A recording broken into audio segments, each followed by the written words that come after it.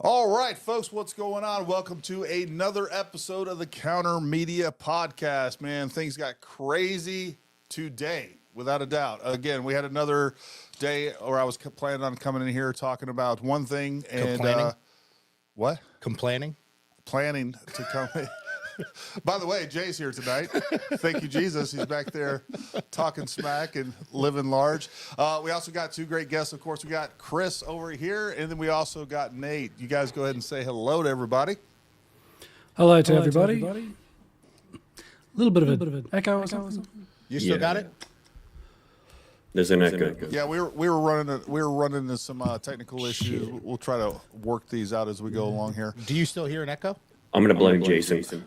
Yeah, I would definitely blame Just from Jason. Nate and from me, I think. We definitely didn't have any issue. That might have fixed it. I think it's good now. I want to go ahead and say hello, hi to everybody over here in the comments. We got Jeff Johnson, Jimmy. We got Jason TG sponsor.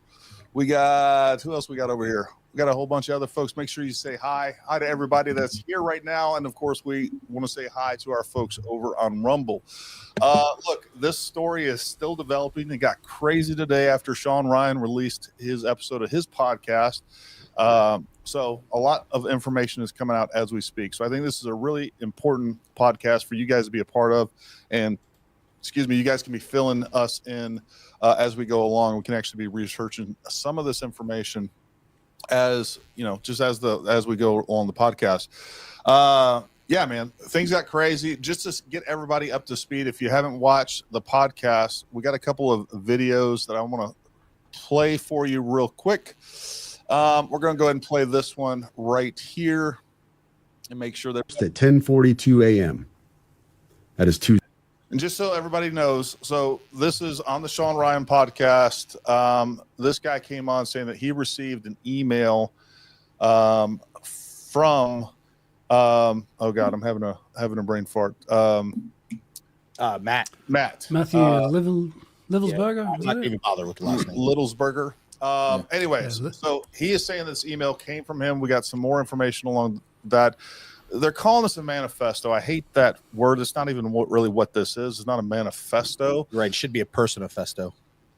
It is just it's just an email. It's an email saying that he's trying to become a whistleblower on this.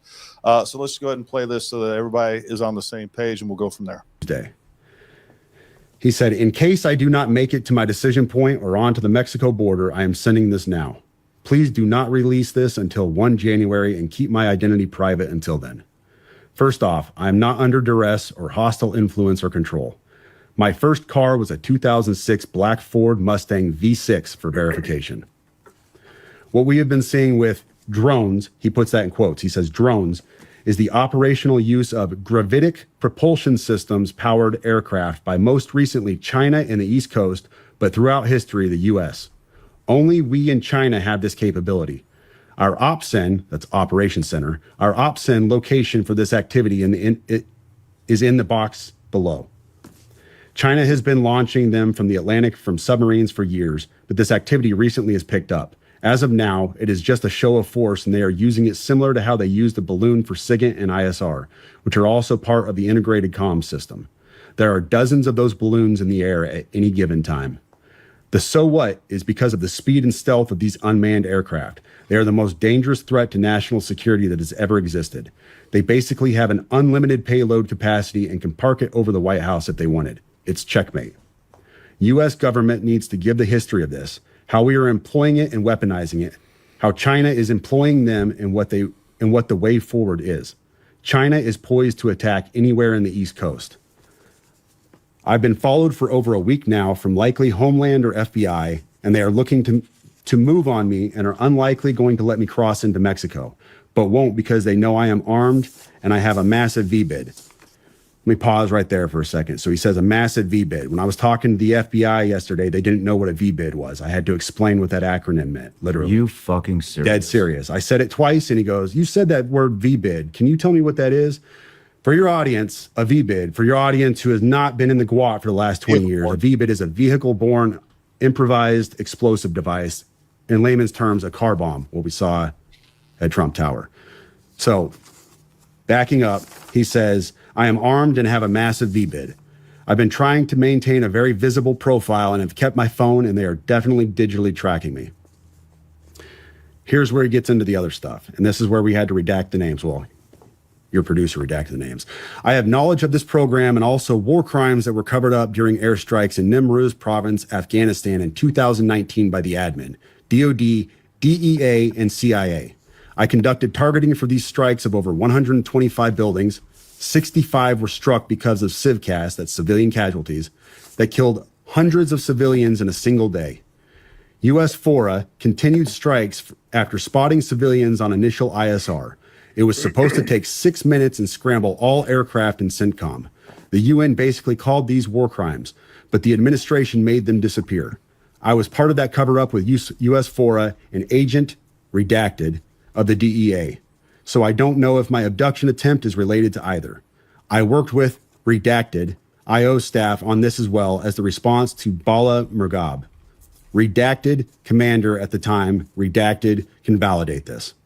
You need to elevate this to the media so we avoid a world war because this is a mutually assured destruction situation. Then he says, for vetting, my LinkedIn is Matt Berg or Matthew Livelsberger, an active duty 18 Zulu out of 110, that's 1st Battalion, 10th Special Forces Group. My profile is public. I have an active TSSCI with UAP, USAP access.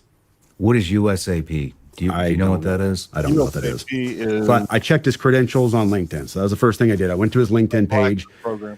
First thing I noticed was all of his bona fides were in place. He has all the UAS training from USASOC and everything else. And so I said, okay, at least the guy knows what he's talking about with drones. That was a very rough dig into the guy. But my issue was I couldn't validate or verify any of this information. And I told him that. And how I responded to him was in a subsequent email. So the question is, how would I describe his state of mind in the manifesto that was described on the podcast? Have we been able to determine whether that was from him or not? And I'll answer the first part is, I'm not comfortable giving you state of mind just yet. I certainly am leaning a particular way, but again, I'd like to be factual to you. I think when you read the documents that we're going to give you a link to at the end of this press conference, that you can go in and make some of your own assumptions about what that is. But I will tell you that part of my hesitation on that is I know that we have a lot more documents and number of things for us to uncover. And so I want to be able to provide to you only the factual information when I have it. And so I'm not going to opine on what I believe his state of mind was at that particular time. But certainly you can see some troubling aspects in his personal life as well. And I don't know if you want to address the second part, Spencer. Yeah, so in terms of the so-called manifesto that's circulating online, we have strong evidence to suggest that it was the subject that wrote it, but we haven't conclusively proven that yet. And that evidence relates to other evidence that we're finding that we're able to compare that lead us to believe it was in fact him who sent it. All right, so there's a lot going on there. Yeah, so USAP stands for Unacknowledged Special Access. So this program that the U.S. government doesn't acknowledge, that is a legit thing. Take that for what it's worth. But there's a lot of stuff that are going on there, and I'm just reading through the comments. I'm going to try to keep up with the comments and include you guys. You guys are already throwing some good information down there. I mean, everyone is giving good information except for Jeff Johnson. Other than that, a lot of information over in the comments there. Yeah. So you know what? First of all, I'll just turn it over to you, Chris. What's your initial thoughts? And I know you got some videos to play too. If you'll share your screen again, because I had to switch because we were having those technical difficulties. Oh yeah. Yeah. I mean, there's a lot to take in. Really don't know what to make of it. So it's interesting that they say that they do think it was him, because initially I was pretty skeptical that it was him. Yeah, I still am to an extent. Yeah. Yeah. Yep. Quite skeptical, and yeah, just the email just seems very strange. Like the China drones, I'm skeptical of sort of all that anyway. Hey, I'm hoping and we how's got that? 10. Now, what's Yeah, interesting to me about that email, though, is he says that he's got firearms with him, right? And he's on his way to Mexico. So the reason I thought that was interesting, because I thought it was odd that, okay, if my sole purpose was to go to, say, just blow up this vehicle in front of Trump Tower, make a political statement of Musk and, Trump and everything, why would I purchase firearms? Right? And why would you try to cross the border with those firearms? Right? That and like, what's the point of having them?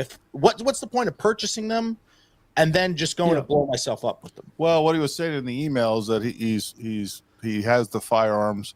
First of all, I don't know any Green Beret that needs to go buy firearms. I mean, well, there's one that I know, but regardless, I got a couple. There's that. But I'll buy it if he's being followed and he thinks that the U.S. government is going to make a move on him one way or another. Sure. So there's that piece of it. The thing that is weird to me is that none of this is verified, right? Right. He's been contacted on Proton. There's no way to verify that. He had a conversation with them on Instagram. There's no way to verify that. He's been contacted on Signal. And if anything, the moment that after hearing this email and everything else that's going on, and then I'm also hearing that the Signal, whatever the safety code or whatever it is, the PIN, the PIN number on that's been changed after he died. Now I've been using Signal for years, but I'm not like a Signal whiz here. I don't know if you change your PIN, that could be something that changes hours after you actually make the change. So I'll leave that out there. But what is really odd to me is that he was very intent on getting this information out. And when he killed himself, allegedly, he had no indication that the information that he got out was out. Like the email wasn't very informative. Like all he's saying is, I have information. So it really seems like he supposedly ended his life before he got the information that he wanted to share out. So that's the one thing that does strike me odd. Well, not only that, I mean, who kills themselves before they know it goes off? Right? Before the bomb goes off. Right? Like, how do you, like, you're just going to say, oh, okay. Like, no. Well, we talked about this yesterday. I mean, like, he could have literally, started to flare and threw it in the back and just assumed that it was going to go off. But what doesn't make sense to me is, as we talked about yesterday, is, we have a video of that car setting, igniting, right? Mm-hmm. There's a person standing by the car like 15 feet away. There was no gunshot in those 17 seconds that is indicated by either a reaction from a person or anything that we can see on the video feed itself. So that's a little odd to me as well. So there's a lot of just really strange things that are going on with this. Now the sheriff's department said that they had the Tesla engineers come out and they said no full self-driving was used. Now I have a question about that, because remember I talked to you about the summons, right? I said, I don't know if that means like nobody used the summons thing, right? Because I have a Tesla, guys, right? So if I was standing somewhere, I can literally move this. I have to be within a couple hundred yards, right? But I can move essentially this little pinpoint and tell the car to where to pick me up, right? And it'll navigate the road and everything like that. I mean, I'm there in the vicinity, right? But if I wanted to move now, how far? Like, so how far? Because he drove. Bring the vehicle to you. You're moving a pin. I can move the pin to wherever I want. Okay. Right. And go from there. So it's just going to go to where I tell it to go to with the pin. Like, for instance, I've used it to, like, when I'm mowing the lawn, I've just moved the pin to the end of my road, right? So it backs out down the driveway and sits down there, right? And then I just keep mowing, right? So, like, I just do that. Now, my one question is I wonder if summons works with a body in the driver's seat. We'd have to test that out. I don't know, because I've never used it sitting in the car. I know it works with passengers in the car. Sounds like we got a video to do tomorrow, Jay. Yeah. Well, here's another thing that I hadn't really thought of till now. Like, what happened to the round? He was shooting a 50. Yeah. If he shot himself with a 50 cal, or apparently the other one was basically a 308 AR pistol, we would have seen either like a dent in the roof if he's shooting it upwards. Oh, it's going through the roof. There would have been a rapport of something that you would have been able to see. Apparently he shot himself in the mouth too. I saw that from the Las Vegas police, I'm pretty sure. Intraoral gunshot wound. We would have seen on the video, because we see it pull up. We see enough of the video to where there's a good 5 seconds or so before it actually catches on fire on that particular portion. But there's no hole in the roof. There's no indication that a gunshot goes off. So, that And part. the guy standing next to him didn't flinch, didn't look over, nothing until the explosion. Yeah. So that's. Yeah, because Sean and his guest, they do say the theory that a lot of people have said that, the car was sort of self-driven. But yeah, so this press conference has said supposedly that's not the case. But with the idea of summons, is it possible that it could use summons and that wouldn't register as the full self?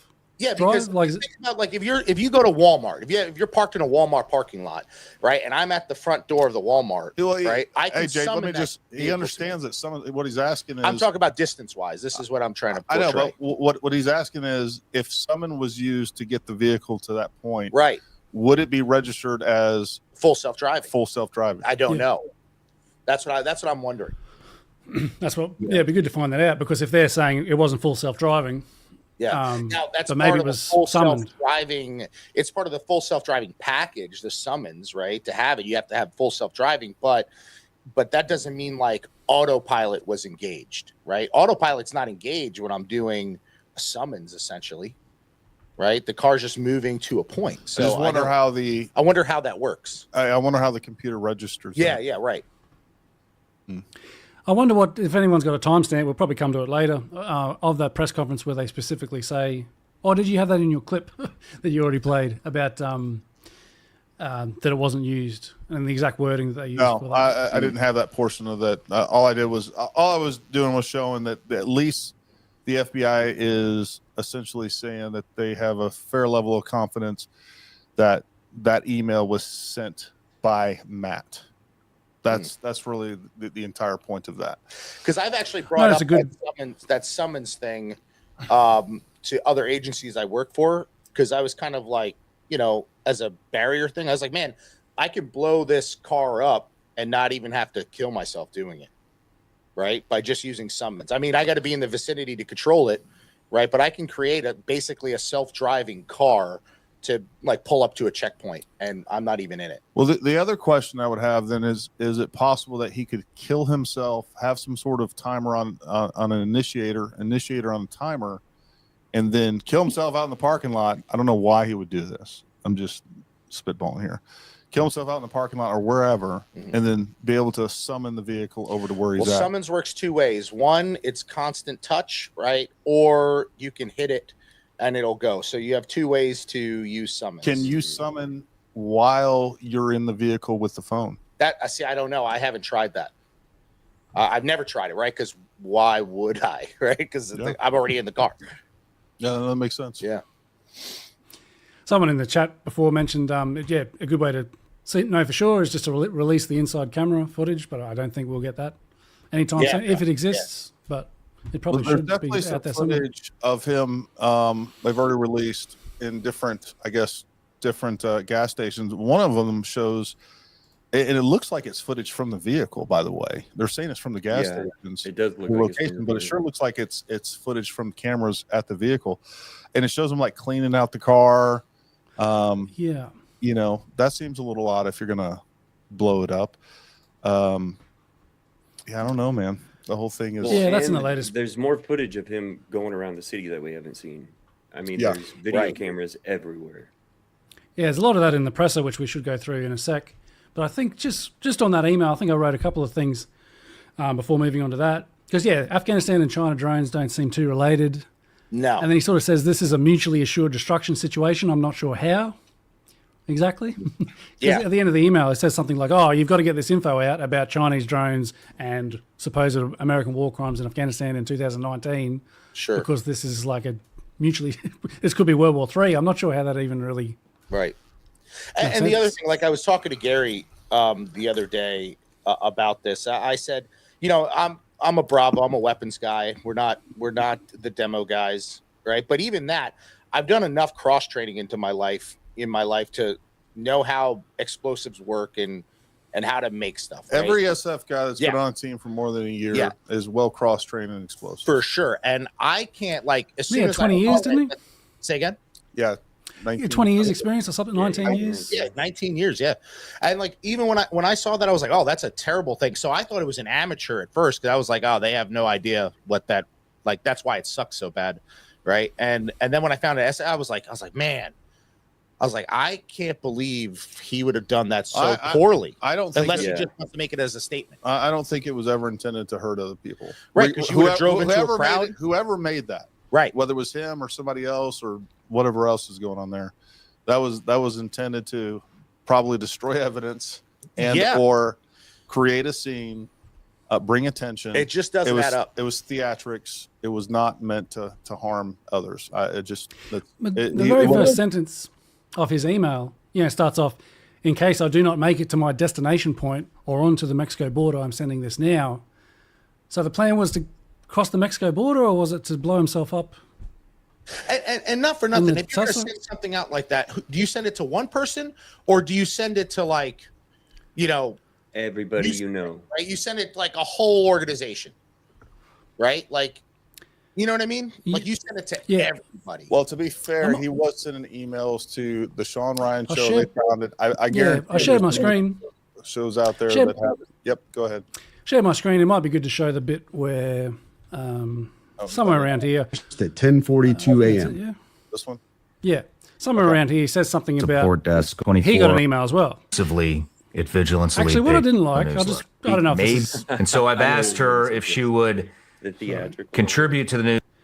I can't find the exact spot, but at some point, like halfway through the stream here, they're talking about this email, and he's like, "Oh, I suppose we should check our emails to see whether or not we got an email from him." I thought, well, why wouldn't you do that before the show? It seems a bit theatrical, Yeah. And surprise, surprise, they check, and they're like, "Oh, we found that we do have an email from him," and I'll show that part. But I don't know, it just seemed a bit weird. It's too weird, and I say this because, like, okay, you're going to email the Sean Ryan show. Okay, I get if he has tons of followers and stuff like that, but if you're going to say, hey, this was war crimes, why wouldn't you send it to, like, USASOC, like the whole, like your whole gambit, you know what I mean? Like, and put it out there, plus, media stations, right? All this stuff. Like, you would do mass emails, right? If this was what you're going to do. Like, this is kind of odd to me. Yeah, you would want the world to know exactly what's going to happen. Yeah, I'm not just going to send it to, like, it to Sean Ryan and some random dude on Instagram where it could be lost. It just doesn't add up to me. And talking about the war crimes, he said something like, "Oh, the UN called them war crimes, but we sort of covered them up or something." You're like, what does that mean? The UN called them war crimes? Is there any public sort of statement or something, or was the UN calling them war crimes in private? Well, they're actually, I actually confirmed there are news articles discussing what took place. And he brings it up in the podcast as well. That Sean Ryan reads a couple of them as well. So, but even if I was involved in that and knowing how much time has passed and knowing that it was made public knowledge, that's one of those things that's going to end up getting like, oh yeah, okay, well, we probably shouldn't have done those airstrikes, and maybe people knew that there were civilians there, but it's not like no one's going to jail over it in 2024 from an airstrike in 2019.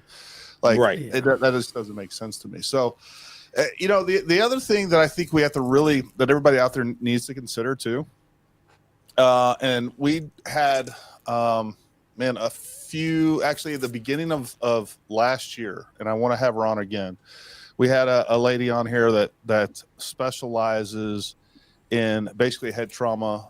She calls it's subconcussive injuries, right? And what these are, these aren't concussions, but these are repeated concussive events, like when you're doing door charges, and blasting and shooting, AT-4s and Carl Gustavs and all the stuff that Jay and I jumping out airplanes have done time and time again, and met Nate, and we are exposed to this, and there could be a real issue of sanity here or mental health that is going on here that we may not be aware of, and that's a real possibility. With all that being said, the other problem is that if all of this stuff is true, I think we've become accustomed to the fact that we're not going to get the truth from the government. I think but I think our job here is to, like, hey, look, here's the possibilities that we all need to consider, and kind of just kind of sift through this and say, hey, what do we have real evidence of? And what do we not have evidence of? And because there's a lot of conjecture and speculation going out there, and we're doing it here tonight as well. Mm-hmm. Yeah. But absolutely. With that being said, I think we're at least, I think we're trying to take a balanced approach and give all the play devil's advocates and multiple sides an objective point of view. Yeah, for sure. What makes sense from an SF guy, right? And here the thing is, look, Jay and I both have. Look, there's some SF dudes that have gone off the deep end for one reason or another. Sure. It could be PTSD, alcohol, and drug, whatever underlying issues that people aren't aware of. Like I talked about, chemical exposures, like a lot of stuff, right?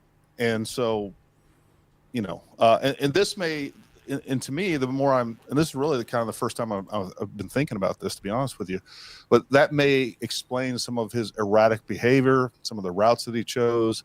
The more I look at his email, it's not a well formulated email, right? It's all over the place.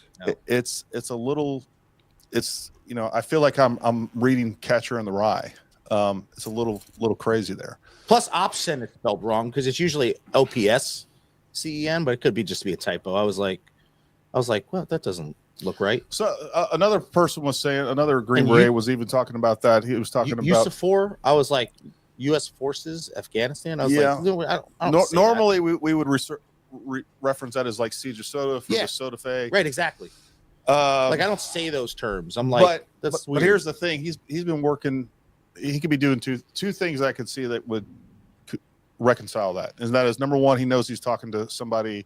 He's sending this email to potentially somebody that isn't familiar with Siege of Soda, and it's not technically incorrect, and he may be talking to a larger audience.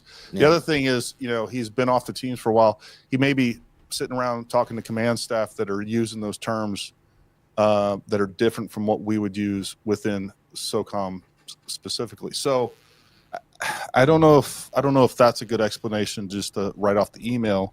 No, not to write it off, but it's just those little key things. Like when you read an email from like the Prince of Zimbabwe, that's just like, oh, hey, I've got all this money. You're like, you read little things that don't sound like English, but it is English, and oh, this must be a foreigner typing to me.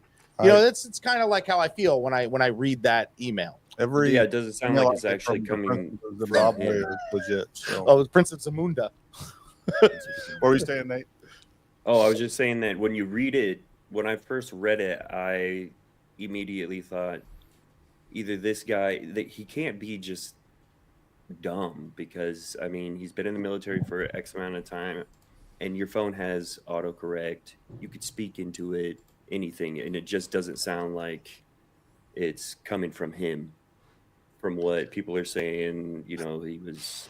I don't know. Sometimes I go back and read the emails that I just formulated, especially if I'm typing it on my phone. I'm like, what retard wrote this? So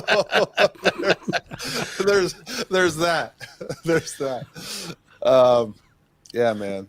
It's to be fair, that's all of Gary's emails, whether they're on the phone. Just shut up. AMX says, I'm amazed at how open they are, but they were probably pressured by the Sean Ryan podcast dropping the info. Talking about the press conference, the police, I guess they mentioned I think they started off straight away saying, we're aware of the podcast today with the information and the email that's referenced. We've known about it for a while, but at this press conference, we only say things that we've verified, and I guess we're still working to verify all the details in the email. But then you showed the FBI guy saying that he does think it is from him. There was a rumor going on within our community about he had reached out to somebody, and that somebody was even like kind of like he was trying to give him like bona fides on like who he was and everything, and even that somebody was kind of like, I don't know if this is you or not, and because they haven't spoken, but he was trying to give him some information. And then I talked to another guy briefly about him that knew him from years ago. It says it was totally out of character for this guy. It's nothing, completely different from what he says. He doesn't know him like this. So I'm like, oh, that's interesting. So I can confirm that this is not true. So this is a brand new phone that I have here. I just replaced it, and it was the first time since I've had this new phone that I opened up Signal, and it hadn't been set up or anything, and I had to enter my phone number, and then I had to enter my passcode into there. So it was the same, nothing changed there. It does give you the option to change that, but I'm not even sure that's exactly what it's talking about. You know. In the private chat, I've got that Twitter link, which it might be good to show on the screen. Or I could share my screen, I suppose, but Yep, you can go to the private chat and just, it's probably... I don't see it in the private chat. I'll post it again. Oh, yeah, you left. Oh, my Rumble app closed. Oh, you're talking about the StreamYards. Twitter or StreamYard? No, StreamYards. Okay. I think I just posted again. Because this was someone basically, sort of looking at the email and being a bit skeptical about it. So before we move on, it just might be worth just quickly touching on that. Because he's got a few terms that he... Yeah, like I think, were you just saying before, the US4 reference? Yeah, US4. And a few other things. Alina says on Rumble, could there be code hidden in the parts that sound off? I don't know what you mean by that. Like parts of the email that maybe don't make sense. Oh, yeah, okay, yeah. That does make sense. That, maybe. Yeah, I'm skeptical of that. Highly skeptical of that. Yeah. Yeah, because he mentions at the end something about an abduction attempt. I'm not sure what that was. Let me just... Yeah, and again, we only have partial information on that. There's no... And if there was an abduction attempt, those cameras are running all the time. They already gathered... I mean, it's like Gary said, we're too accustomed to know that we're not going to get the full truth. Yeah. Well, I mean, depending on, like, I don't know how much data Tesla keeps, right? But essentially my car, all those 8 cameras, I can look at the vehicle, do everything, right? I have a hard drive in the vehicle, so it records a bunch of that stuff too, right? So I don't know if Tesla's like the cameras are always on and they can go into the computer and then like see it. I don't know what data they keep. Right. Well, I mean, you would think if it was because you rented it from Turo, that whoever owns the vehicle would make sure that all that stuff is running all the time, so they can see if, They might have had a hard drive. I was just about to say, rental probably has it turned on by default, right? Yeah. Cameras. I mean, if he was at a gas station, more than likely security, the security thing was turned on. So when he's parked at the gas station, the security, as you approach the vehicle, leave the vehicle, or whoever comes across the vehicle, it will record those people in and around the vehicle. So that's probably, you're seeing gas station shots because it's got the security mode on, right? There's some other discussions over here on the I said this yesterday. I think it was me and Jason talking actually. I can see getting away with a single shot where no one is made aware of that, right? If they're inside the hotel, if you just happen to be in front of that Trump hotel, like when there's nobody around, which is a little weird. And Desert Eagle is loud, is it? That's my pretty large. Yeah. I mean, even if it's in your mouth, you're going to have muffled, right? Because essentially your head is containing the blast, right? So, well, more importantly, the car is going to contain some of that. Right. So you have two captive capsules. Essentially, you have the captive capsules. Yeah. Right. You have the head that's doing some diminishing, and then you have the car. But that's a pretty large powder blast that comes out of that thing. Well, and more importantly, I still don't think the round would be contained inside the vehicle. I don't think so. So if it's going outside the left side of his head, that round is going out of the vehicle. I think it's going through his head. Yeah, we've heard nothing about anyone saying, "Oh, the car pulled up. I heard a gunshot, and then it was on fire." Yeah, nothing like that. Because they said it just sat there for 15 seconds, right? Before it blew up, 17 seconds. Yeah. Oh, my bad. Sorry. Yeah. Right. But the camera footage of the car, would that have audio? We've seen the screen of the screen, or are they just video? I don't know if Tesla has audio in their car. What we're talking about, Jay, in the hotel. We're talking about the hotel. There's footage that we showed yesterday that shows the car pulling up and then it catching on fire, but we only see a couple of seconds prior to it catching fire, maybe like 5 seconds. So we have basically 12 seconds there unaccounted for, but which they would have, right? Yeah. Yeah, I mean they have it for sure, and that's another thing that still bugs me of yesterday. Like they showed raw footage. they showed the same freaking bootleg footage that we had.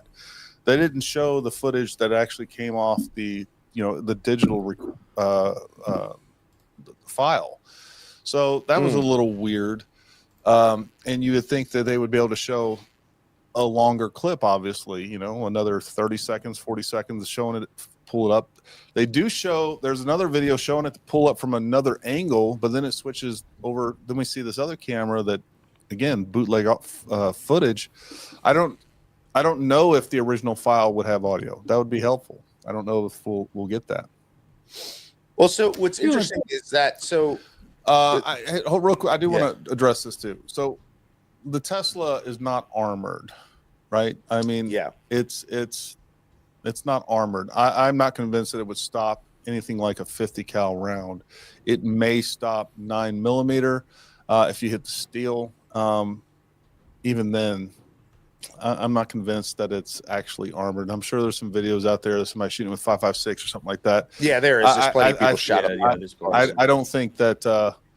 I don't know if anybody can look one of those up or has one of those videos. I haven't seen one with a 50 cal though, specifically a Desert Eagle, right? Because the pistol's going to be. Did you see a video where it shot? It stopped anything like 9mm? I mean, 40. Yeah, I've seen it stop 9mm. Yeah, 5.56. I'm almost positive I've seen it shoot stop 5.56. But I can't be 100% on that. I'd have to go see. But I know 9mm. I know different caliber pistols have been shot at it all day, and it does a pretty decent job. I've seen 9mm. That's the only thing I've seen it stop. I don't know anything else about it. I've seen Joe Rogan apparently shot a rocket, an arrow at it, or it was an arrow. Yeah, it was an arrow. It's going to stop 9mm. It's going to stop an arrow. There's not nearly as much energy.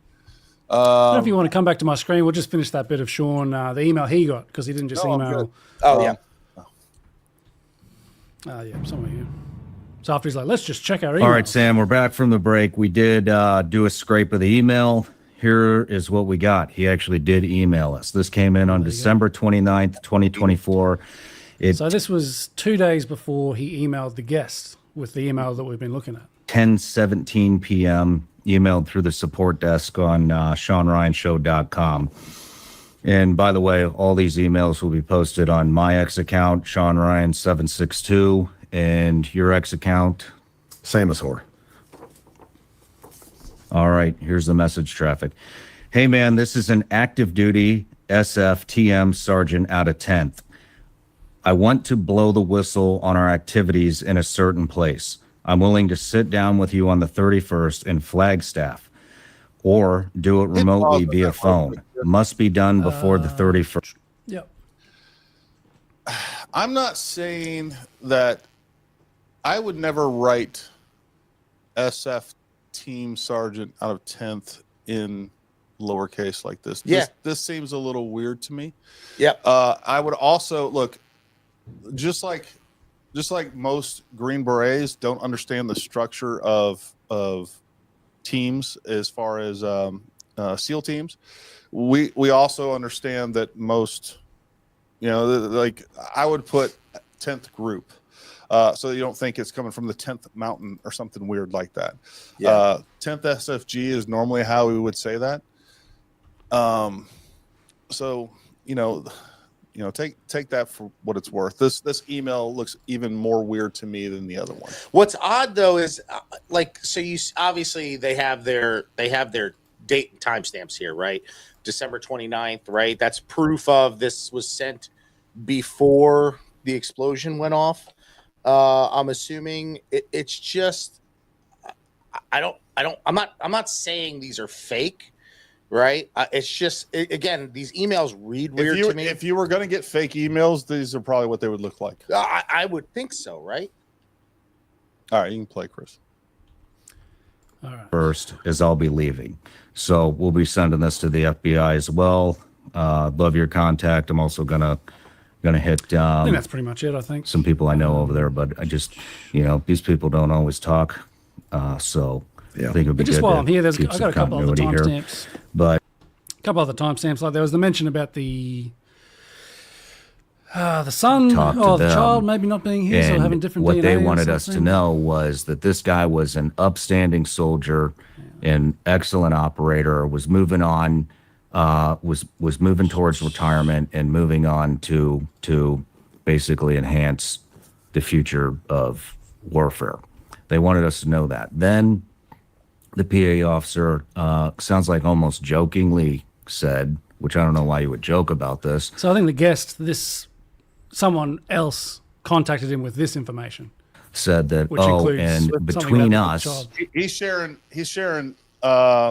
He's sharing text messages that he had with Tim Kennedy. Tim Kennedy texted him saying, "Hey, in case you plan on doing an episode about this, I know this guy essentially." Yeah. And that's what I got out of like the little bit of interaction I talked to the other guy. You know, Yeah. he was a good dude. Yeah. But yeah, there's some info about the child, I think. why the fuck would a POA officer say between us? I mean, if they didn't want us to know that information, then they just wouldn't have told us that. But they wanted us to know, obviously, that the DNA with his supposed child was not a match. And so I think what they were trying to do is basically make this out to be, oh, this is why this happened. He got bad news that's not his child, and so that's why he did it. But So I thought that was interesting. I've got a couple other things, unless anyone's got a comment. Honestly, that's what I brought up a couple days ago to Gary. I said I can see this having to do something with his wife, right? 100%, And then him just making a big political statement on this, like maybe because I thought for a second, because I told Gary, I said I wonder if some other 10th group out of Colorado, because I thought it was odd that if you're going to do this, you fly from Germany to Colorado Springs, right? And then to Vegas, right? You drive from there to Vegas because essentially they reported that the car was coming from Colorado Springs, right? Yeah. Rented there. I Right? think, isn't that where he's It's where he's from? stationed. Is that where- It was or where he lived. Yeah, It's where he lived, right? But I think he was in Germany. He was, right? yeah, he was on leave. He was in Germany and then he came home on leave, right? So 10th group is in Germany and 10th group is in Colorado Springs. So Either way, the Tesla was definitely rented in Colorado. right. So my point is that if you're going to fly from Germany home on leave, why would you go to Colorado Springs, right? Unless like you found out that your wife was cheating on some old teammate of yours that is now not in Germany anymore. He's back at 10th in Colorado Springs, right? And I was like, maybe this isn't even the guy. I think he lived there too. He has a residence there. Well, a lot of guys have residence in different posts they used to live at. Well, I understand, but what I'm saying is you're asking why he would fly there because he has residence. We don't know where his family is or anything else is as well. So, I mean, I just think that it's a possibility that he could have bad news, whatever else. But it sounds like his wife or girlfriend was in Germany to begin with, and I still don't even. We're still not even clear on who that is. The other thing is they've shared some different pictures of him supposedly texting his girlfriend about share my window again. Yep. Here we go. Of him getting the Tesla, but is that the same girl that he has a baby with? That's what I don't think so. So this is Apparently, a different girlfriend, and we do know that he had some sort of argument with his baby's mama. Oops. Oh, sorry. Jesus. Wow. With his baby's mama about infidelity. Right. That's kind of where I went with this. And I thought to myself in the beginning, I was like, man, I wonder if it's this guy in the vehicle and this is just buys him 5 days before DNA comes back and he's in somewhere else. That's where I thought about the summons thing. Because I was like, if you were to put a guy in the vehicle that you just killed, they've confirmed. Yeah, I know that. I know they've confirmed it now, but still, that was one of my initial thoughts. I was like, man, why would you do that? Why would you fly from there to Colorado Springs and then drive to Vegas for this? It just, again, it just really doesn't add up. Yeah, the route's interesting. We'll come back to the route because people have debated why he went the way he did. But just quickly, charging but apparently there were, charging stations more directly He went way He out was of charged the to way. say some more directly, but he mentioned if he did want to meet with Sean Ryan in Flagstaff, then the route he took. Yeah, it would be going through. Yeah. Would be going through Flagstaff. Yeah, he went right through Flagstaff. Yeah, I sent the route to Gary's. Well, that gives a little bit DMs more on Twitter if credibility he wants to bring that to the email then. Yeah, he stopped and charged it. But you would think if he really wanted to get on Sean Ryan, like really wanted to get this out, he would have been there. Wait. Well, I mean, he never heard back from Sean Ryan. I wouldn't. I mean, if I sent Sean Ryan some shit, True. I wouldn't expect. I'd be like, oh, this is a shot in the dark. He's probably not going to. So I'm not going to sit around and wait for something that's probably never going to come. You know what I mean? Well, he was in contact with the guy that ended up being on Sean Ryan. Yeah. Yeah, but it was just interesting that just after Christmas he left. Had the problem with his wife. Apparently, the wife told the police that he left after some kind of infidelity, supposedly on his part. Apparently, I think this is what the media has reported. The police said that they heard from her.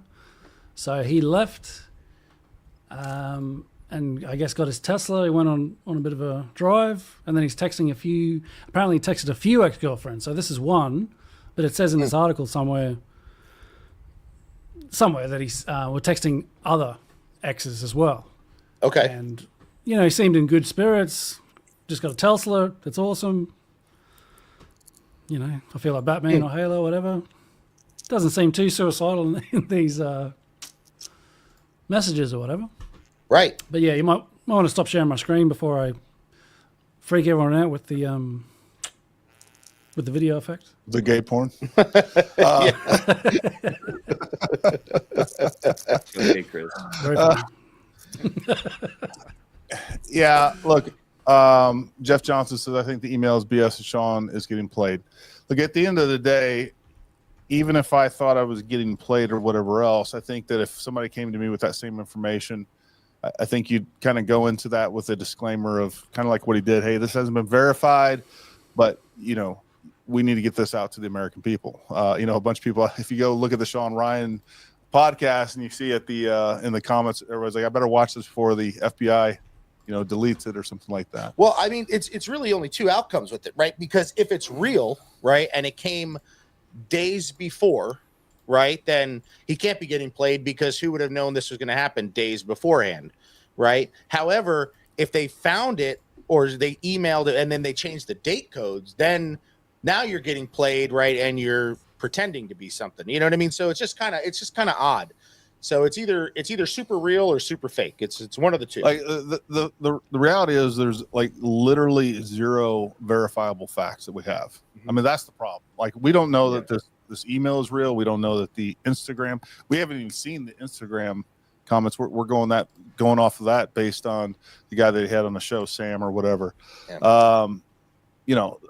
So we have these emails coming into the Sean Ryan podcast that can't be verified either, saying they definitely came from the only thing that we really know is that there was a fire. He was in a Tesla. Supposedly it's him dead in the vehicle, and that's what we know. Yeah. And I just want to put this out there. I'm not calling Sean Ryan's show out of them having a fake email. I'm just saying it's odd to me. The emails read a little bit odd from certain things on there. So that's what makes me a little bit more skeptical. Yeah. I want to share my screen again. I've just got a couple more timestamps I noted from that email, from the podcast. Where are we? So I think this is their theory about him still being alive. Any theories on this? So we had a running theory downstairs. I've seen all of the conspiracies. I've seen all the questions about, all right, this guy is 20-year special forces. He just got done with team sergeant time. He is a very qualified and very capable Green Beret. Everybody I've spoken to who knew the guy prior, yesterday I spoke to several people to include his old team leader, who's now lieutenant colonel, said he was fine. Nothing out of place. His mental state was not something that anybody was concerned about. His ex-girlfriend posted photos of him bragging about how he got a Tesla and all this other stuff. So stick with me here. very capable guy, but he loads the Tesla up, a Tesla, which Elon Musk brags about being bulletproof, right? So this is one of his selling points. It's bulletproof. We even saw Joe Rogan shoot an arrow at it and wasn't able to puncture this thing. So he loads up a Tesla knowing that it's going to, not explode like he wants it to with fireworks and a bunch of other junk when he can make a car bomb that's going to level this place. Here's what I think. So the PAO, the Army PAO, is saying that the body inside the cab did not match the DNA of his child. All right.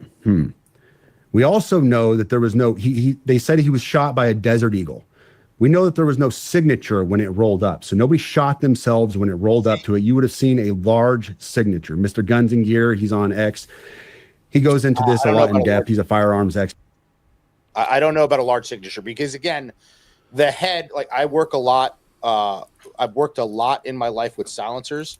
If you put that barrel in your mouth, that head is going to absorb. It's going to absorb a lot of the blast. It's going to absorb the signature. It's going to muffle the sound a bit. The car will also muffle the sound. So essentially, it's going to work as probably a pretty decent silencer. We're going to have a pretty good back and forth.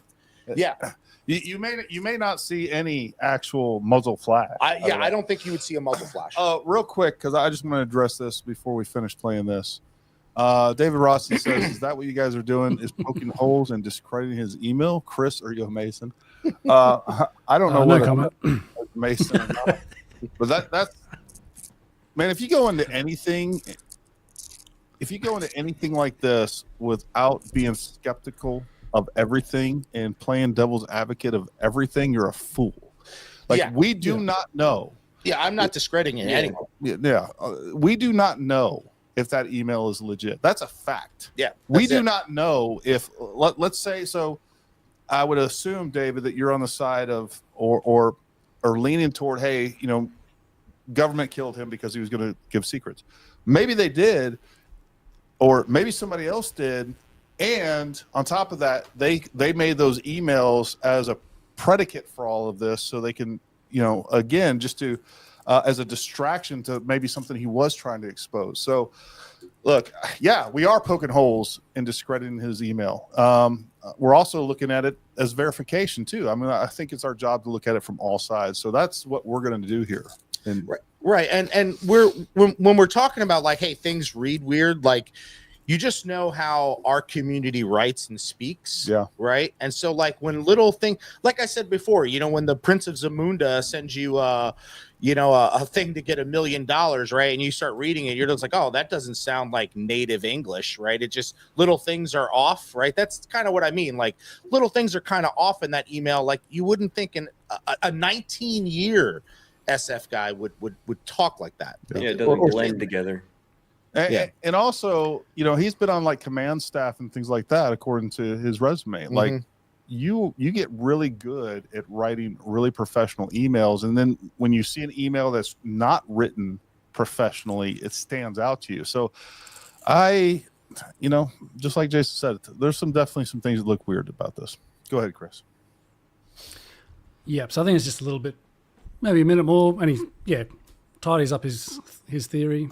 Expert, and he talks about this, and there's no signature. So this is what happens. You get a Tesla because it can drive itself up to the hotel, the Trump Tower. You put a body in it, roll it up. It's already burned up, or it's already shot, excuse me. You don't want to kill anybody because that's not the message you're trying to send. You're not trying to level the tower or kill a bunch of people. So you load it up with fireworks and a bunch of junk to send a message. Yeah. And we know that his signal number or his signal safety number changed. That can't be done unless you're inside that signal account. And we're not sure about that. We'd have to double check that. Yeah, I don't know about the that. idea about the self-driving, straight after this, the press conference sort of denied that. Right. For whatever that's worth. But I think there's just people conjecture was the FBI inside his signal account, whatever else. But what if he accidentally changed his safety number, goofed up there? He rolled a body up in a Tesla specifically because a Tesla can drive itself up to the tower and did what he did to send a message to expose his stuff. And he's still alive out there somewhere. Well, the other answers a lot of questions. The other thing.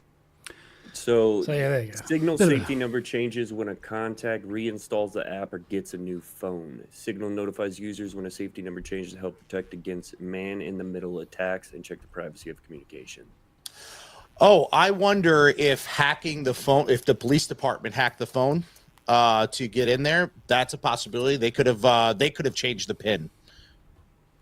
Yeah, I imagine there could be a pretty logical explanation for the signal thing, and I'm not exactly sure how they work out. It was changed after he died. Yeah. But if they got into that phone and possibly uninstalled, reinstalled the app, I don't know. Like it's a possibility. Yeah, they could have installed it. I don't know, on a different device using his phone number to try to log in. Or he never wrote those emails. Yeah, he never sent those signals. Messages. He never sent, like, all of that stuff is a genuine possibility. Like those are legitimate things to talk about and to freaking to wonder. Yeah, the tweet I mentioned before about someone sort of looking critically at the email was sort of saying it looks like they definitely wanted people to know his name was Matt Livelsberger, but didn't want to know where he came from, where the email came from or something. I guess he was sort of... I could see that. Like if I'm on the run, quote unquote, if I'm on the run, I don't want you to know where I'm at, but I want you to know that it's me. I want to give you bona fides. I saw the same the tweet on that. So that doesn't make a lot of sense to me. But again, if your bona fides is, oh, I'm so and so, my first car was this, like, how does Sean Ryan show know that that's his first car? That was right? He sent it to the other, but how the point you remains. Gonna look up that information and just be like, oh, it is weird, on his LinkedIn, right? And then you point to his LinkedIn. That's weird too. Yeah, look. Here's another real possibility. Like every time that he sent these emails, dude was plastered, right? He could have been freaking drunk, for sure. And he's whatever the equivalent to drunk dialing and drunk whistleblowing is. That's what could be happening there. But, he sends out a horny text to one of the exes, and then he jumps on and he sends a message to Sean Ryan and this guy. Yeah, and then, on a bit of a bender. Could have been accidentally got those switched up, and too. Might be some horny text to Sean Ryan as well. Maybe the girlfriend's got some info about Afghanistan as well. Another mix-up. I just don't understand. What doesn't make sense to me is that he ended his life before he got the message out. He was very adamant about that. And if that's the case, if he sent those emails and then he didn't get the message out, because the only reason we're seeing the Sean Ryan show is because he's dead. Like that's the only reason that guy that he sent this information to was able to get on Sean Ryan was because he killed himself. Because that guy he mentioned when he first got it, he showed a tweet where he sort of mentioned December 31. He's like, oh, I got a few crazy tweets about gravitational this, that, and the other, and drones, and sure. So at the time didn't seem to be taking it too seriously, but it's only afterwards. I think he mentions at the start of that Sean Ryan thing, after it happened, he was getting messages and he's like, oh, wow, I just got an email from that guy. Yeah. But he wasn't, really taking it too serious before that by the sounds of it. I think the PIN was something to allow SR guests to access the conversation. What does that mean? I guess he's talking about Sean Ryan. Oh, Sean Ryan guests to access the conversation. Oh, I think. Okay. That doesn't have anything to do with Signal, though.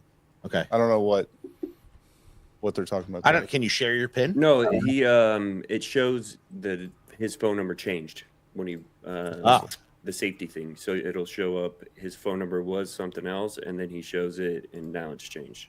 I see what she's saying. She's saying the guy that he was talking to giving him access to whatever conversation was going on. That's why that happened. So okay. I see what's going on there. All right. I don't know if you want to go through some of the latest press conference with some of the footage and. Yeah. Sorry, I've been slacking over here on Rumble, guys. Or the gravitic propulsion. Gravitic propulsion. Nick Kane asked a good question. Was there valet at the Trump Hotel? Doesn't look like it. It didn't look like it from the video, but one would think, probably. You would think if Tesla truck pulls up, somebody would, come waltzing outside. Hello, sir. I agree with Ricky from Sunnyvale. This almost seems like it's intentionally convoluted. It just seems, the whole thing just seems so weird, man. Like nothing makes sense in this. Yeah, you want to play some? Okay, yep, there you go. Yeah, a bit of the press conference. Yep. So I think at the start he mentions that they know about the email. Over those days. The first one of those priorities was to confirm that there's no further threat. I think we've completed that. The bombing and death of the Trump Towers had a number of priorities that we've been trying to positively identify the suspect. We wanted to confirm that there were no other actors involved in this incident. So I was just trying to find the I spot. believe we've done It'll be that. coming We'll up. hear much more about that as we move forward today. We've also today, I'm going to be able to share with you some of what we believe to be his plans and motives as to why he conducted this attack. Now, before we go on, I want to just address a couple of things before we get too far along here. I want you to know that we're very well aware of a podcast that is going around today and the contents of the letter in that podcast. And I just want you to understand that since we've been conducting these press conferences, I have only given you information that we have verified and deemed to be factually accurate. We've been aware of that document for a while now, and we still have not completely gone all the way through that and verified that entirely. We are in one of the two telephones. It's just interesting. He says we're trying to verify that in its entirety. Yes, Wouldn't that be verifying whether he sent it or not? Yeah, they're wondering if the email is true or not too. Yeah. Well, again, the guy behind him or off to his right, he comes on. He's saying that they believe that it is him, but they haven't completely verified it. Oh, I got you. Okay. And I think what they're saying is essentially what I'm gathering. Anybody correct me if I'm getting this wrong, but they have documents that they found of his that are corroborating the messages that we're seeing in the emails and these text messages. So that's essentially what they've alluded to already. Go ahead, you can play. And one laptop, so one telephone and one laptop that we still have not been able to get into.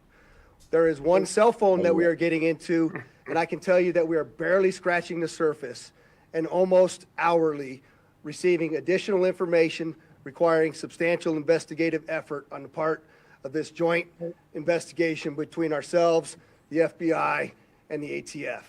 And So would that mean they're going through like encrypted apps to get it, and they're getting more and more messages to people or something? Is that what he means by that? What did he say exactly? He's like, we're scraping the phones, and there's one cell phone, and we're just scraping the surface of, I guess, information. Yeah, that's what I understand it as. They could be going through, number one, they could be going through his personal phones. He probably has a government cell phone that they're probably going through and getting information from, his emails and things like that. But he probably has, again, I don't know if they were able, it sounds like they were able to get into his phones. So yeah, I mean, they're putting together more information that's verifying and corroborating what he's putting out. So they think with a certain level of certainty that, he is the one that sent the emails. Sean Matea brings up a point. We talked about this with the IDs, Gary, with the guns melted. I will say that it looked like to me that really pretty much the plastic all melted on stuff like that. So it could have been like a plastic lower for the AR type or whatever, but the metal pieces were all there. But again, you have all that plastic melting at some pretty high intensity, and yet the IDs were barely charred. I will say, I was like, what? I could see, and I said that at first too. The more I thought about this, so like if you got your IDs in your wallet, the wallet sitting on your butt, and most of the flame is going upward, I could see possibly how that could take place. But it is what's the most fishy to me is both of them is the the passport. Yeah. And that legible, is perfectly legible. Yeah. Both IDs are perfectly legible. Oh, there you go. And right the there. body's burnt upon recognition, but they could still find the tattoos. Yes, I don't know if that's the wallet there. IDs. Looks pretty burnt up. If that's the wallet, then they're full of shit. Sorry. Yeah. Okay. I'm back on team conspiracy. Again, is that the wallet? Is that what they're saying the wallet is? Yeah. If that's I'm not sure. Full of shit. Well, look at it like this: when you burn bunch of fire, like I go in the backyard, I'll burn a bunch of like papers and stuff like our cardboard boxes. If I put a bunch of papers together, like the inside of the paper burns slower. So like I can see the outside of the wallet looking like that. But hold on. Let's reframe this. Take that same fire, dump a bunch of gasoline on it and fireworks, and then throw your papers in there. And where was that? And an electrical vehicle that's catching on fire. Yeah. What special magical compartment was this in? Yeah. Yeah, right. This is what I mean. That's a perfectly legible. So this is what happened with this right here, guys. Like you could still TSA would still accept that. This is what happened. Like the FBI agent was like, "Hey, we got to show this passport." Like, whoa, bro. Hey, you got a lighter? You got a lighter on you, bro? You got a lighter? we got. Don't burn anything that like has his name on it. Just like, how about right here in this crease, right here? Yeah. It's like freaking somebody held a Bic over that thing. Yeah. You guys are perfect. Yeah. Holy. So I'll just go back a minute because I think then we'll come to that bit and they'll explain themselves about the wallets and the burn marks or whatever. But I think there's a couple other things about his body, how they ID'd the body, and a couple other interesting things that lead into all of that. So here we go. Questions came up in regards to the positive identification of the suspect in the vehicle. I want to give you a couple of photographs as to what it was that we had some conversation around because there's some tattoo comparisons that we needed to do. And in those tattoo comparisons, in this particular photograph, you can see a tiger tattoo, and there's a secondary tattoo on the stomach that the wife had told us about. You can see that some of it is burnt, some of it is not burnt, and while the body was still in the vehicle, we were unable to identify those specific tattoos until we were able to remove some of it. Secondarily to that, there's also a surveillance photograph that we obtained of our subject in Colorado wearing that very distinctive brown jacket. You'll see that a little bit later here in some of the photographs that one of the assistant sheriffs is going to talk to you about. It's a nice jacket. There's also a lot of conversation that I hear out there. I was just about to say, any opinions on the jacket? Anyone? It's not too bad. Ugly. It's something you would wear, Chris. I would. In your Mazda 3. Yeah. This must be a cultural thing. Mazda's pretty cool down here. Apparently, America's they don't like it. Even in Australia, they're not cool, Chris. No. All right, back to it. All right, back to serious journalism. All right. About did not show up as burnt in the explosion in the vehicle, and so I did think it was important for me to address a couple of in the here out there about the did not show. Sorry. Of some of the photographs that one of the assistant sheriffs is going to talk to you about. There's also a lot of conversation that I hear out there about the did not show up as burnt in the explosion in the vehicle, and so I did think it was important for me to address a couple of those issues so you understand where we're at. That's a photograph of the wallet. It's a leather wallet. Clearly, it's burnt up pretty well. However, that wallet was found in the back seat under some debris in the vehicle, and it contained, you'll see in this photograph, the credit cards, a photograph, and a number of other pieces of identifying information. Again, the just military identification. Paper, I can kind of buy that. So you're a burn specialist now? Because I don't buy it with an electric vehicle. In Arizona, there's a bunch of these cars that catch on fire in houses and whatnot, and they just. I don't think the battery. They just burnt, let them though. burn. The battery didn't burn. It's made to withstand the car fires. Okay. Yeah, I don't think the battery. To Jason, I hate to back up Jason on this, but the battery didn't catch on fire. Do we know how long the fire burnt for, and like, did they put it out? Did it sort of go out by itself? They put a tarp over it to smother it, because it being possibly electrical fire. You'll see the tarp. They pull it off of it in the video. They talked about it in. I talked about it on the news for a little bit. A second that I caught how they put it out. This was a couple days ago or a day ago or so. Gotcha. Yeah, so we'll keep playing. But people in the chat, what do you reckon? Is this legit or what? And a number of other pieces of identifying information. The military identification that I initially told you about was also located within inches of the wallet. And you'll see much of this stuff. So it wasn't in the wallet. It wasn't in the wallet. It was just sitting there waiting for a Bic. Bic light. That's really hard to It's got believe. the same big treatment as the Yeah. passport. Yeah. Look, it looks Look at like that. there's just like a little torch right there. Just Doesn't Yeah. it? I mean, no Yeah. shit. Little singe That's what it looks like. I hate. Where's my tinfoil hat? But Yeah, it looks like that lighter I gave you. You just fucking. Yeah. my old ID Right and light it in on fire right Oh, now. it is. Looks like an indie movie if they had to do a prop of like a sort of burnt ID or something. They'd do it up send like that that. organizer in front of you. Oh too. yeah, a little butane lighter. Yeah. Yeah. Stuff does have some burn damage on it. The passport that I described to all of you of that He and sort of just damage on glosses it. over that. It's like, okay, he's sort of getting us on board with the wallet and maybe they survived in there. And then he just quickly says, yeah, there's another one that wasn't in the wallet. And here it is. Yeah, here it is. It was close to the wallet that was completely burned. What was this not in anything? Yeah. There's no details. What was this in that supposedly protected it? Yeah, Anything. It was It was next just to it. Yeah, it was just laying next to under it. some debris. Probably fireworks. Yeah, so a And fair bit of detail here. Why would it be outside of his wallet? right. Exactly. Yeah, Okay. and nearby. So the wallet was in the back seat, he said, not Yeah. on his Why would pocket it or anything be- like that.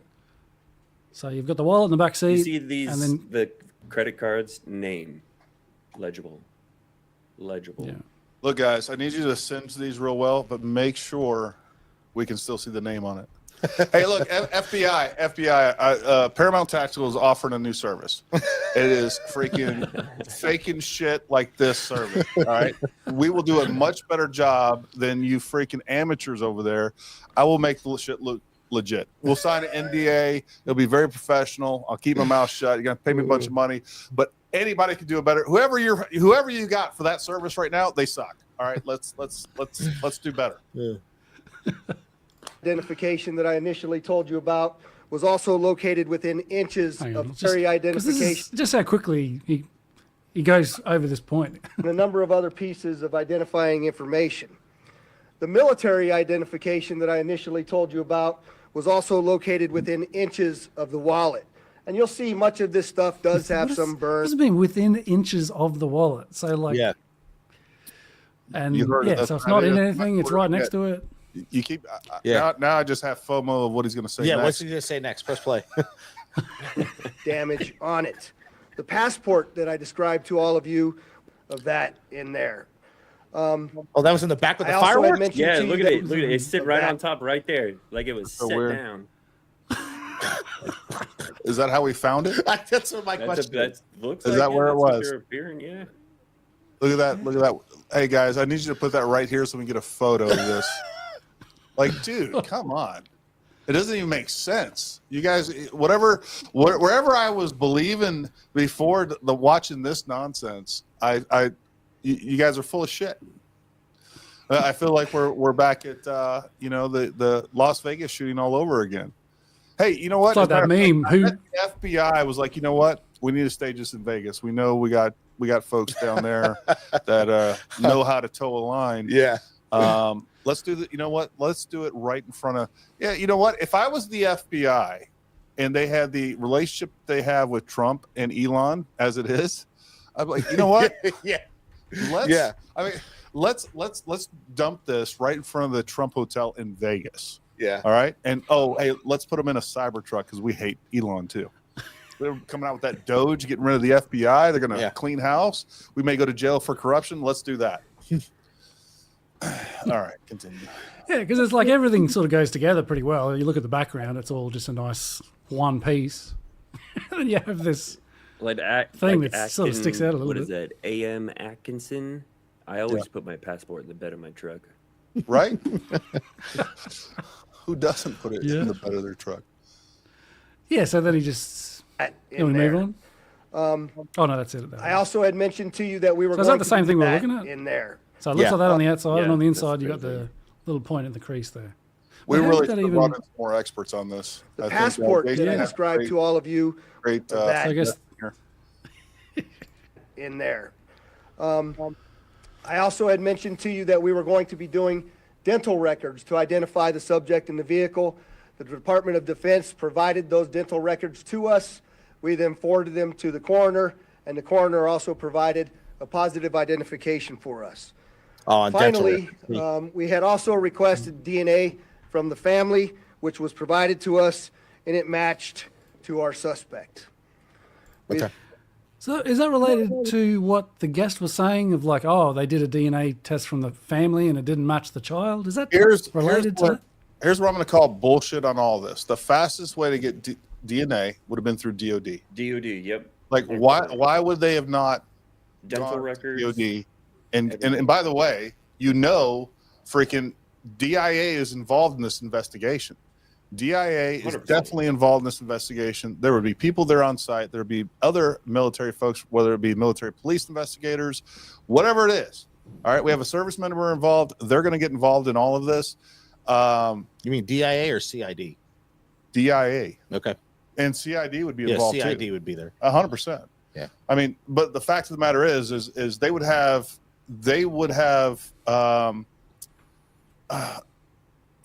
people working with the FBI on the phone. So it's like, for sure. hey, we need Matt.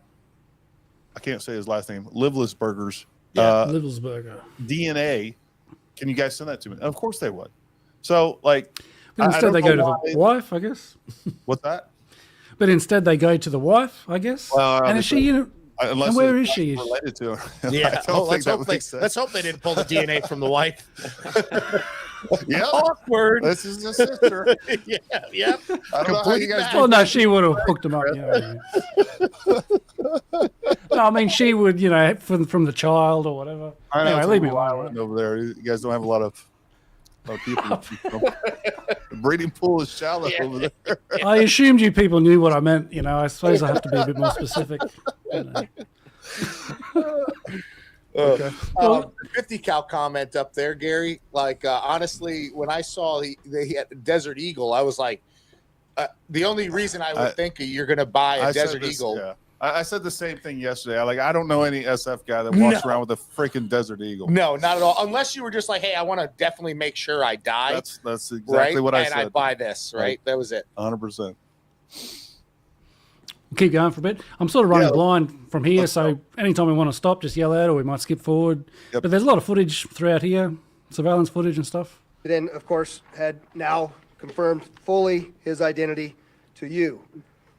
There has been, again, a tremendous amount of investigative effort that has been conducted now, and I'm going to introduce to you Assistant Sheriff Dory Corrin to go over some of the extensive investigation that has occurred. Dory? Good afternoon. I'm Assistant Sheriff Dory Corrin. I oversee our Homeland Security and Investigative Services Group, which includes our counterterrorism unit that's been working around the clock on this investigation. I just want to briefly share a few updates on some key areas to include the operational activity that led up to this incident, a little bit of information on the post-blast investigation as we know it today, and then finally some of the information that we're discovering most recently about motives and plans to give you some insight on why this individual committed the act that he committed. To begin with the operational activity, the sheriff yesterday talked about the route that the suspect took to get to Las Vegas. We used a lot of this information to be able to track down video surveillance footage around different locations as well. Just before we go on with that, is it worth mentioning, because some people have said, there's a more direct route this way, and there's charging stations along the way. Just north of there. But he's going this way. He mentioned meeting up with Sean and Flagstaff. Yeah, I mean, that makes sense. That makes me feel like hold on. Validity. I think so. Just what I'm looking at, I bet he went to Flagstaff for a different reason, and he was just projecting a possible meet location there because he was going there for a different reason. I guarantee. I don't think he was going there to meet Sean Ryan. I think he probably already had a route. He was going somewhere else, or maybe he just wanted to take this route for scenery or whatever else. Or I don't pick know. up all the fireworks in Arizona because whatever. But I bet he was going to Flagstaff at a minimum for a different reason, and that he suggested that as a rendezvous point. That's what I gather from that. That's the thing that makes sense to me. And this idea of his email saying that he was hoping to make it to Mexico, could that have anything to do with him heading this direction? And I mean, not really. Not if he was going to Not if his intent was, why did he suddenly go to, nothing in his email says about Las Vegas. Why would that not be a location point or a rendezvous point? Yeah. So I don't know when he decided to go to Vegas. Even in his the messages and stuff that we've seen to his girlfriends or whatever he's got going on there, nothing indicates that he's going to Las Vegas, right? No. So, and some people have said, moment. Like, look, man, if you decided that you're going to kill yourself and you just want to go do something crazy, or like, fuck it, let's go to Las Vegas. Or if you're an FBI and you want to hide some stuff and you got some boys over in Vegas to do it, that could be a possibility too. I got my Bic lighter and some guys in Vegas I know. We can get this done. Well, there is FBI government office in Flagstaff. I'm sure. Well, yeah, there's government offices, probably major. All these, some of these major cities, definitely Albuquerque, definitely Vegas, right? Which I saw some people saying that he went to the wrong Las Vegas, but that doesn't seem plausible, right? I don't think anyone ever goes to the wrong Las Vegas. No. Yeah. Oh, I ended up in Las Vegas, New Mexico. A bunch of people. Oh, there's a Las Vegas in New Mexico. I'll be honest with you. I don't think I knew that either. I didn't know it until this came up. Yeah. I didn't either, but I'm Australian, so I have an excuse. You guys need to up your patriotism, I think. Oh, shut up. These things. You haven't even been to the Canberra War Memorial. I've been there. All right, okay, you got me on that one. I'll go there one day. All right, let's talk about financial records, as well as call data records, something, as well as looking at the Tesla charging stations to be able to determine exactly which route the individual took, but more importantly, that it was the individual that we've identified, as well as the only individual in the vehicle during the path that he took to Las Vegas. As you'll see here in this video here at one of the charging stations, there's just one example. You'll see our suspect here. He'll exit the vehicle. He'll walk around the vehicle at different times. At one point, you're going to see that he opens the door to walk around the vehicle. One example, you'll see our suspect here. He'll exit the vehicle. He'll walk around the vehicle at different times. Maybe he just didn't see. At one point, you're going to see that he opens the door of the vehicle, retrieves a coat. He puts that coat on, and you're going to see that at different parts to include the photo that the sheriff talked about sweet jacket? Just a few minutes ago. We use this video information as well as what I said earlier about the financial records in terms of purchases being made with different credit cards, call data records, a video canvas at multiple locations, trying to use all of that to corroborate that the individual that we identified is the same individual that drove that Tesla during that route that we've identified to Las Vegas. You don't want too much kindling. We also in the talked Tesla about that'll burn the parcel too badly. The phones that were recovered. There were 2 phones that we recovered from the vehicle. Both phones were damaged. We are still trying to access the data in one of the phones, but we have been fortunate in our team, which is second to none, has done a really good job accessing the data in one of the phones that was recovered. Is that? I wonder how many the phone that they recorded. to get that free shirt. I guess the wallet. Oh, well, I'm just saying, even though, how does that that might be like a camera in here, a phone in here that they could get data from? Is that? I don't know. Play. I didn't hear what he said. You can see the phone here in the vehicle. It's very burnt from the outside. You can see another image here. But we're able to take this phone and be able to extract the data using a variety of different tools. And in that, we've identified a variety of information. But one thing in particular is there was an application. And in that, able to take this phone, it's very burnt from the outside. You can see another image here. But we're able to take this phone and be able to extract the data using a variety of different tools. And in that, we've identified a variety of information, but one thing in particular is there was an application in there that the suspect used to take notes. In that application, one of the notes is titled Surveillance Log by the Suspect. It appears to be more of a journal of activity. It dates for about 10 days leading up to the incident, from December 21st to December 31st of this past year. In that surveillance log, or as we would like to call it, a journal, because it's more of a diary of activity that he's conducting, we identify multiple locations that match what we have in the route. We identify activity that we've matched. So, for example, him purchasing firearms, him purchasing camping equipment, or other types of equipment that were used in this incident, matched what our data showed in terms of the route and the video surveillance we were recovering along that route. Pause it for me. Beyond the operational activity. So I just thought of a reason why you wouldn't take the direct route, and that's known as an SDR.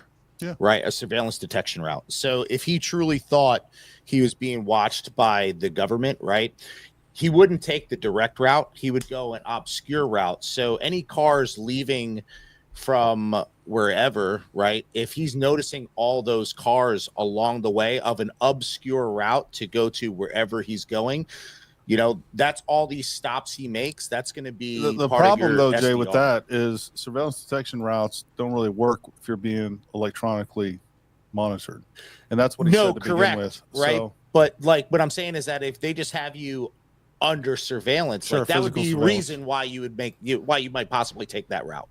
You know, yeah, I mean, you know, typically SD routes are going to be smaller local things where you're trying to identify immediate surveillance. yeah, sure, But I get it. yeah, I don't know. Because if you look at that Yeah. route, the most of it is the straight line straight to Vegas. And Yeah. So it doesn't. The roads seem out too there are obscure. very just straight, and depending on where Yeah, you're at, unless there's Vegas just wasn't nothing. his intention in the beginning. Yeah, I mean, there's nothing we've seen that indicates that he was planning to go to Vegas from the beginning. Of course, there could be that we just don't know it. We haven't seen it yet. Go ahead and play it, Chris. I want to also get a little bit into the post-blast investigation. So make no mistake, this is a suicide explosive device, or short, it's a suicide VBID. Did I don't think I skipped anything there. Suicide explosive device, or Yeah, the short, it's a video is suicide a bit VBID. choppy. We know also, as mentioned by the sheriff yesterday, there was a self-inflicted Whoa, gunshot wound by go the back, go suspect. back, go The back. corner of its very also the explosive device, or short, it's a suicide VBID. We know also, as mentioned by the sheriff yesterday, there was a self-inflicted gunshot wound by the suspect. The coroner was very specific in their examination. It was an intraorbital gunshot wound. You mean essentially intraoral? means- Well, because I'm sure I saw Hey, something. Keep playing Is it. that- he was slumped over. intraorbital gunshot wound, which essentially means that the suspect put the firearm in his mouth and discharged what the that gun, means. and ultimately the round came out to the left side of his head. Like, go In back addition and to see that- his body, see him in the front seat. Essentially means he put it in his mouth. Orbital? What? Okay. Yeah, because I've got die. Yeah. I've got a tweet here, and I won't bother sharing it, but just it's from the Las Vegas police. It says cause of death intraoral gunshot wound. So All right. yeah, I don't Intraoral. It didn't look like it looked like his In terms head of our- was fully I'll show you some Together. oral. Jeez. the explosion. Get me all hot and bothered now. His head. In addition to that, in terms of our assessment of the post-blast to confirm that he's the only individual involved and the only individual in the vehicle, This is still we did a footage This, of just a phone taking footage of a monitor. Like, why are we getting this? This is what drives me crazy. Why don't we have the actual footage? The actual CCTV. Yeah. Yeah, like just like we had just a second ago, but they're only showing this. Why is that? That's super sus to me. You just keep playing it, Chris. I a think variety of we're- video and photo comparisons to match the clothing. So if you look here, for example, this is a video in Las Vegas, and you're going to see in a moment here where he parks the Tesla truck. He comes out, and you're going to see some descriptive clothing that matches some of the other video that we've It's a sweet recovered along jacket. the route. Please keep in mind, this is a very extensive investigation, so there's a lot of content for us to review and examine. We're just showing. so there's a car park in Vegas. They didn't specify there, but in the previous timeline, they said he went to the Trump Tower, then drove around, went to a car park, and stayed there for like 45 minutes, Then went to and the then sand. came back. Oh, he also said he went to the sands. It really, like, what he's getting ready to say is we have a lot of other footage, but we just cherry picked this footage just so we could create a narrative. Yeah. Anyways. Showing examples and samples as we get them. There's more information as we go through it. But in this video, you can see even the distinctive jacket that he is wearing in that vehicle. The other thing that's important is the sheriff mentioned yesterday that Tesla sent to us engineers to come to Las Vegas to help us extract data from the vehicle. Thanks to their support, we were able to extract an SDMI chip from the Tesla vehicle. And Tesla was able to confirm to us using the data from the vehicle. Finally, the last category just to touch on is motive, which I know everyone is very eager to try to understand and be able to explain what happened. I'll reiterate what the sheriff said is we still have a large volume of data to go through and a lot of content to go through. As you know, with any one of our devices, there's thousands, if not millions, of videos and photos and documents and web history and all of those things that need to be analyzed. But with that, just as a preview for as we get information, we're trying to be as transparent as possible. There were a couple pieces of content we thought were important to share for now. One is in the note application. He seemed to have two letters. One letter in particular, as you can see here, this is an excerpt from that letter. He says, fellow service members, veterans, and all Americans, time to wake up. We are being led by weak and feckless leadership who only serve to enrich themselves. He goes on to explain a variety of other grievances and issues, some political, some personal, a variety of other things, which we will do our best to release very quickly here. But then there's a second letter where there's some more excerpts. This one seems to be dated after the fact in that notes application. And in there, you can read a couple of the excerpts. We are the United States to ever exist. But right now, Correct, we are terminally ill and headed towards collapse. This was not a terrorist attack. It was a wake-up call. Americans only pay attention to spectacles and violence. What better way to get my point across than a stunt with fireworks and explosives? And Why that's did I what personally do it now? I need to cleanse my mind. That's what me and Gary said. We said there's no way an SF guy would have made this poor of an actual V-bed if he was really going to do this. It wasn't anti-personnel. Yeah, definitely not. So are these the notes from his phone that he intended people to find later? Yeah, I saw this interview go live this afternoon, and it was pretty interesting. But go ahead. Real quick before you, I want to show this before you play this. I don't know if it's fake or not. Just really odd that no one's taking it seriously. And if it was real, I feel like social media and government would be trying to have it taken down. I think it's out of the bag already, Chris. I don't think they could take it down even if it was real. Too big. It's just too big. Got too big too quick. As a matter of fact, I think what they would do is if they did start taking it down, they would just highlight more attention, and then we would feel like it's more of a cover-up. So, I mean, anybody managing this crisis, regardless if it's real or fake, hopefully, well, look, if they started taking it down, they would give more credibility to those that are on the conspiracy side. I mean, they never even mentioned the email until after Sean released podcast. Yeah. And that guy said we've known about it for a while.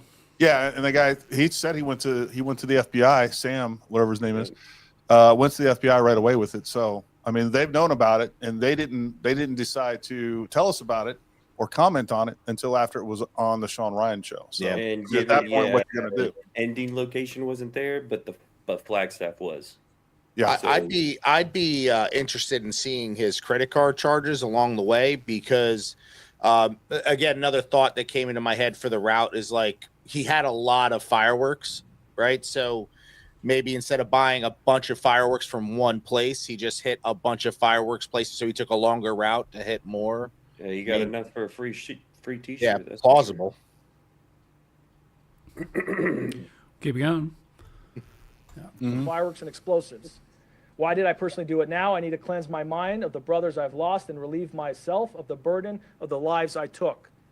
I'd like to just also expand on that and understand that these are just excerpts. In there, he does offer additional information that is varying on the spectrum in terms of political grievances, issues about the conflicts elsewhere, not here, domestic issues, societal issues, a variety of other things, including personal challenges as well.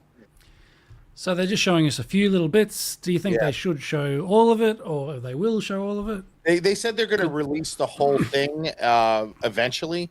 I don't know if they have or not yet, but they said that they were going to release the whole thing. Now, that kind of sounds typical to me of a guy that's going to commit suicide, right?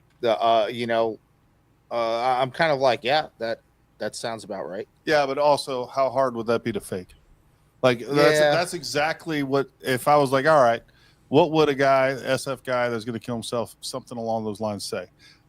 Again, just playing devil's advocate here, because we see a lot of weird things going on there. I'm not saying that he didn't kill himself. I just, the thing that really doesn't sit right with me the most is the fact that he wanted to get this message out and he didn't. Like, we don't know anything that he actually knew, and he didn't provide proof of anything. Like, you would think that he would at least, I don't know, do an interview of himself on the phone, just video himself on the phone and upload it somewhere. Yeah. But he didn't do that. And that's the thing that is really strange to me. Yeah, I mean, he could turn on a camera and speak for an hour about every single detail he wants. Yeah, and apparently leave it in the vehicle. It'll be fine. Message from his own social media accounts. There's no reason to use burners. And Jeff brings this, I don't know what his exact point is on this, Jeff, but the thing that bothers me about this is that we see the standard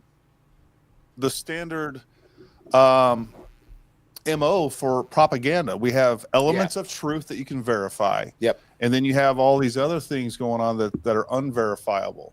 And that's exactly what we would expect to see with a PSYOP, without a doubt. And again, I'm not saying that that's what it is. I'm just saying, again, I'm just playing devil's advocate on every part of that.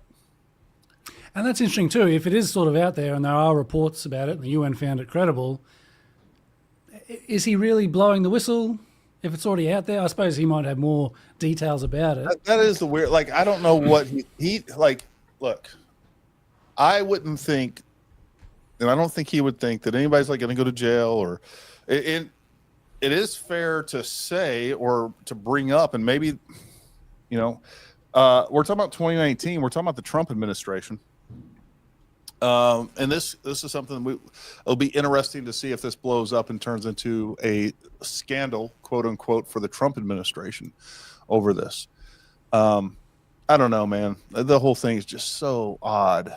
I can't wrap my head around all this. I can honestly see this actually happening where like something bad happened and then like no one was really held accountable to it, right? And then it was like I can kind of see this happening.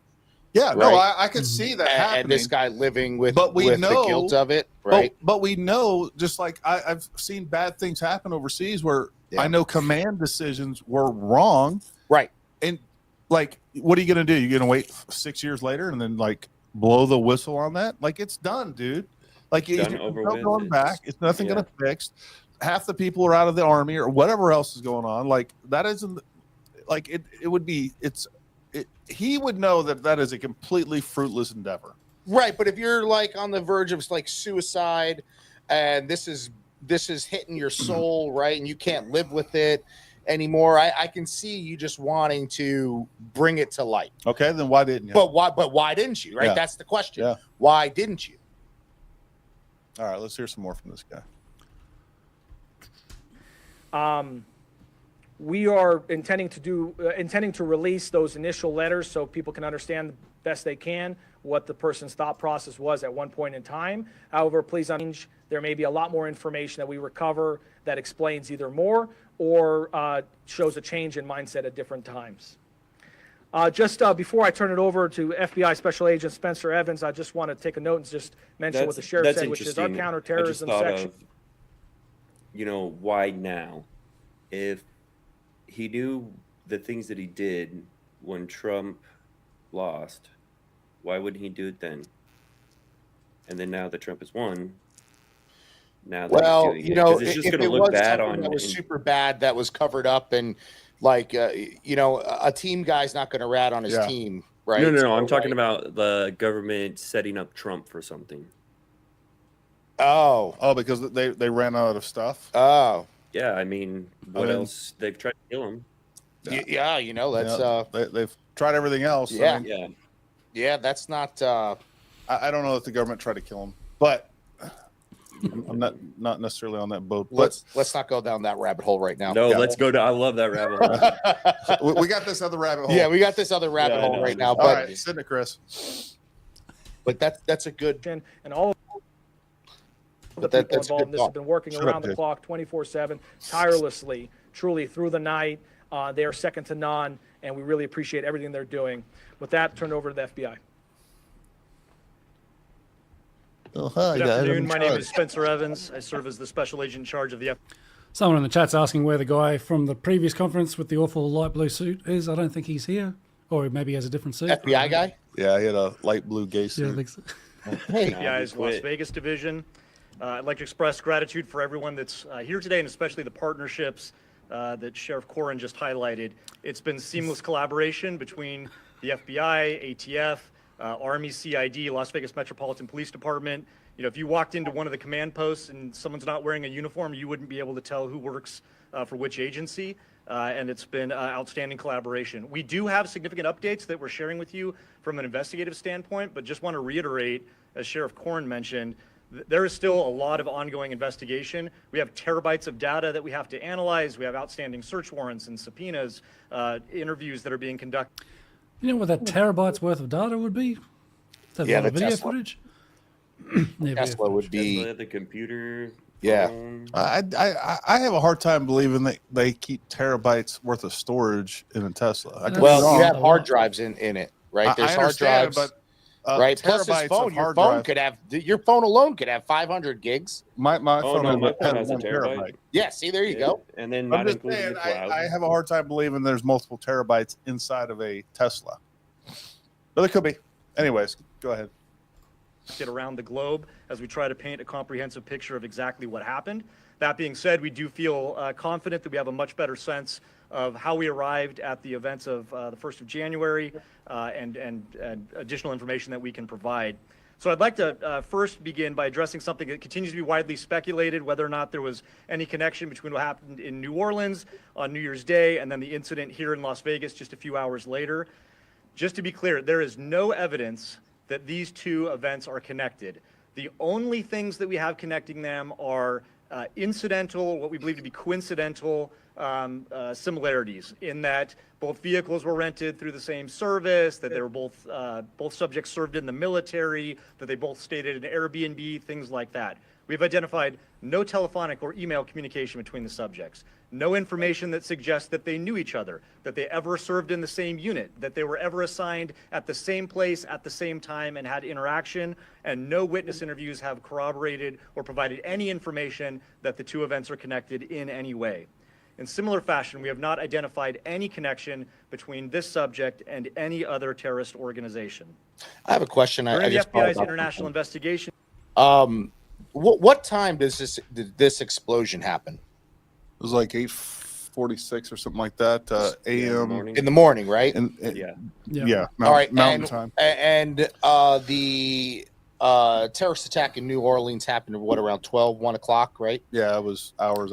So before. if you're going to want to be big in the news and spread your information, why would you choose the day that a major terrorist attack happened, right? I mean, we're not even sure that he knew about that. Yeah, that's true. I mean, how couldn't you, right? Like, if you're just driving the whole time and you're listening to music, sure, maybe. Yeah, it's only early in the morning. I feel like that would be a poor choice to send your message out. I don't know. I think. Yeah, but maybe he hadn't even seen the morning news yet from. Yeah. And I don't. I mean, nighttime. obviously, regardless, he's gonna get. I mean, look, you blow up a Tesla in front of a Trump building, you're gonna freaking get plenty of news coverage, right? I mean, regardless of what's going on. to date, as I mentioned, we have interviewed family members, friends, the subject's associates, and military members that he served with around the globe. Through these interviews, we've found that the subject held no animosity towards the president-elect. That's something that's also been reported. Investigative steps have discovered and... Yeah, it did seem like we've heard his family members say that he was a pro-Trump guy. I'm pretty sure I found his Facebook account and some comments from there that seemed anti-DNC and also sort of like rhinos, like Bolton. It seemed to make sense that he does seem supportive of Trump. And yeah, so he just said there he didn't have any animosity against Trump. Because, yeah, people have been saying, why would he do it outside the Trump building? Maybe he was anti-Trump. His ex-wife might have been anti-Trump. But, it seems like he was somewhat pro-Trump. There's a lot of different hotels that you could pick in Vegas. Right. You could pick that one. That was specific. It was to send a message. I don't know what in his mind made sense about it, but it's funny, before this latest stuff with the Sean Ryan interview, and I was sort of thinking it just had something to do with, just after Christmas. Well, I mean, falling out with his wife. If you're going to pick a hotel to do it from, right? Like, you hit it at a Holiday Inn. Okay, yeah, but then you do Elon and Trump together, you're going to have a bigger buy-in, I think. If you hit a Trump building, versus, you know. I mean, it was definitely a PR stunt. Yeah. Yeah. I was going to say, before all this stuff expanded, I thought maybe, look, this might seem kind of stupid or whatever, but we're putting everything out there.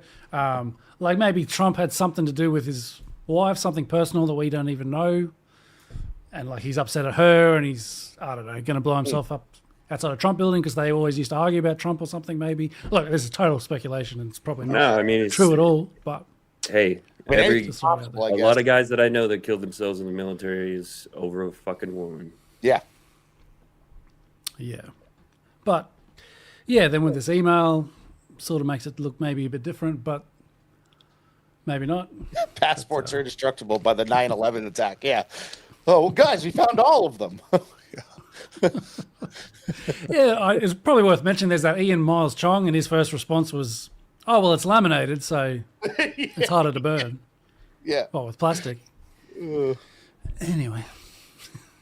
Information from the Army indicates that he likely suffered from PTSD, and we are also aware that there were potential other family issues or personal grievances in his own life that may have been contributing factors. I think his ex-girlfriend from a couple of years ago said he had some kind of brain injury or something. Brain injury. Yeah. Yeah, but he was sort of keeping it quiet because it's... I mean, if you're 19 years SF, you definitely have some brain injuries. Period. 100%. Yes. Again, we're looking into all of that. It's evident that the subject considered, planned, and thoughtfully prepared for this act alone. That's confirmed some of this through the utilization of video footage in public areas as he traveled from Denver to Las Vegas. We have video footage that shows that he is alone outside of the vehicle, and that corroborates again what Las Vegas Metropolitan Police Department footage has also shown. The FBI, as the sheriff indicated, facilitated obtaining DNA from a family member that was able to be conclusively matched to confirm the subject's identity. As Sheriff Corrin mentioned, although this incident is more public and more sensational than usual, it ultimately appears to be a tragic case of suicide involving a heavily decorated combat veteran who is struggling with PTSD and other issues. Yesterday, I wanted to highlight, I mentioned a tip that was unverified that the FBI had received. Sheriff McMahon will talk about this. It's now floating around there on podcasts. This is a tip that the FBI received after the bombing occurred that seemed to describe some of the personal grievances that the subject may have held. We still have not conclusively determined that that's from the subject, but feel confident based on evidence that we're uncovering on his devices that that was in fact from Livelsberger. I want to reiterate that, prior to this incident, the FBI did not have any information on this subject. He was not on our radar. He didn't have criminal history. There was nothing that we would have been looking into him for up until this point. Last thing I just wanted to highlight briefly is it's not an incident like this has a traumatic impact on the greater community and folks that are rightly so going to be scared and concerned, and some people that were inconvenienced and some that were taken to the hospital with injuries. We'd like to remind everyone that we're working with Las Vegas Metropolitan Police Department advocates, the Office of Emergency Services Advocates, and the Southern Nevada Resilience and Justice Center to offer services to these victims. We recognize that there may be victims that are yet unidentified. 1-800-CALL-FBI. And in similar fashion, as we reiterated yesterday, anyone who has tips related to the subject or this particular incident, please call us at 1-800-CALL-FBI or submit a tip online at tips.fbi.gov. And with that, I'll turn it over to the Assistant Special Agent in Charge from the ATF, Kenny Cooper. This is Mr. Blue Suit, isn't it? Or am I getting confused? No, that's ATF. He was younger. And that's another thing. If you want to get your message out, right, what better agency to send all your stuff to than the FBI, right, that basically hates Trump, right? I mean, what do you mean? Like, wouldn't you also send it to an agency that you like? Obviously, if you're like, hey, all these war crimes happen and blah blah blah, wouldn't you send it to the FBI? Like, not just the Sean Ryan show? Maybe. Yeah. I don't know.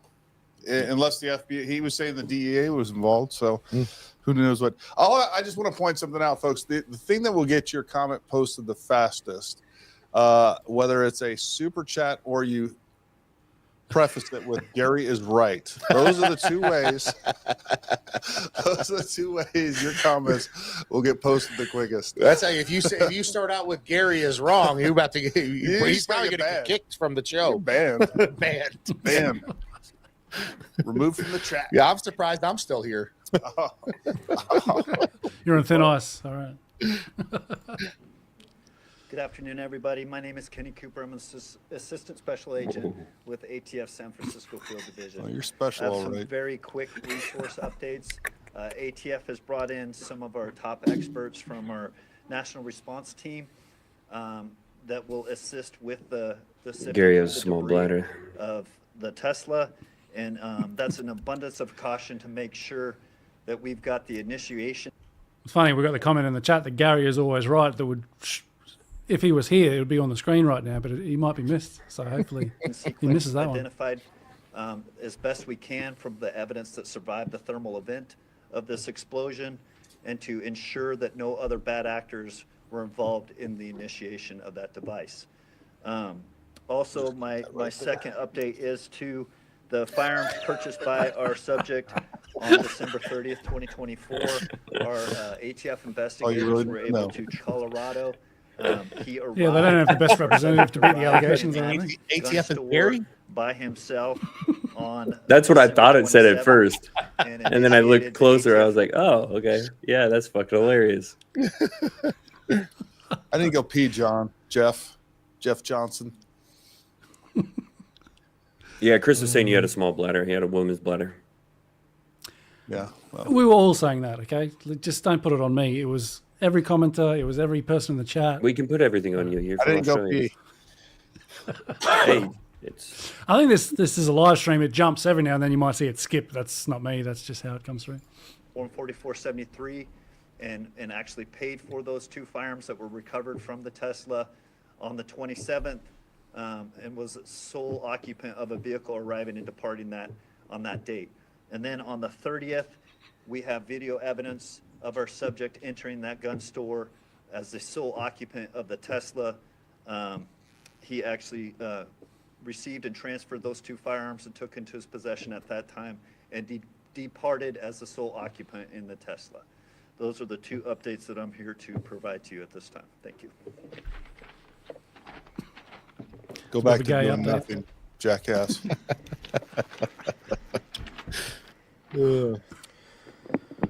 All right, with that, we'll entertain a couple questions. If you could, please identify yourself, and we'll go from there. David? This guy seems the best out of all of them, from my Yeah. opinion, or whatever.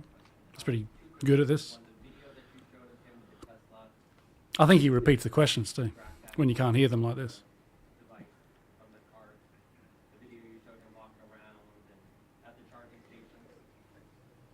Yeah, so let me just, the question was, can we, the video that we show, sorry, I was standing back there, so I wasn't sure which one you were looking at, but the question is, the video that we showed at the Tesla charging stations, who provided that to us? I'll let Dory answer that.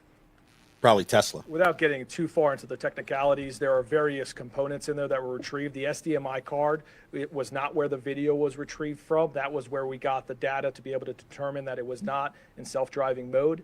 However, Tesla did provide and helped our team be able to recover the thumb drive that records other types of data to include video by the Tesla.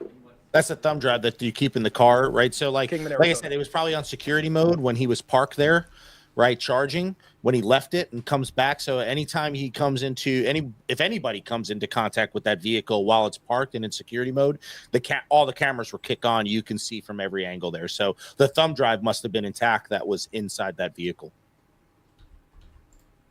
About the detonation, there's a lot of questions. How was he able to die by suicide and set this off? Can you just in very basic terms explain how that could happen to kind of stop these conspiracies that he's done? Yeah, so the second question is how are we able to explain the detonation versus the suicide? And we just believe it to be simultaneous at the time of the detonation. But again, that's why the ATF's bringing in the SABTs from No outside way. to look at what that sequence was.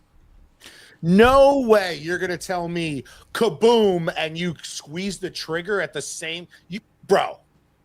There's no way that happens simultaneous. And how do they know the exact moment he shot himself exactly?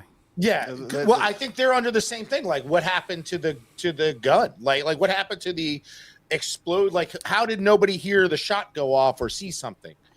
Right. I think that's it. Now, again, I keep going back to like the head would diminish a lot, plus the car, and right? Nobody has talked about any sort of electronic initiator or any sort of ignition system at all. We have not seen any evidence of that at all. And again, I've gone back to look, dude.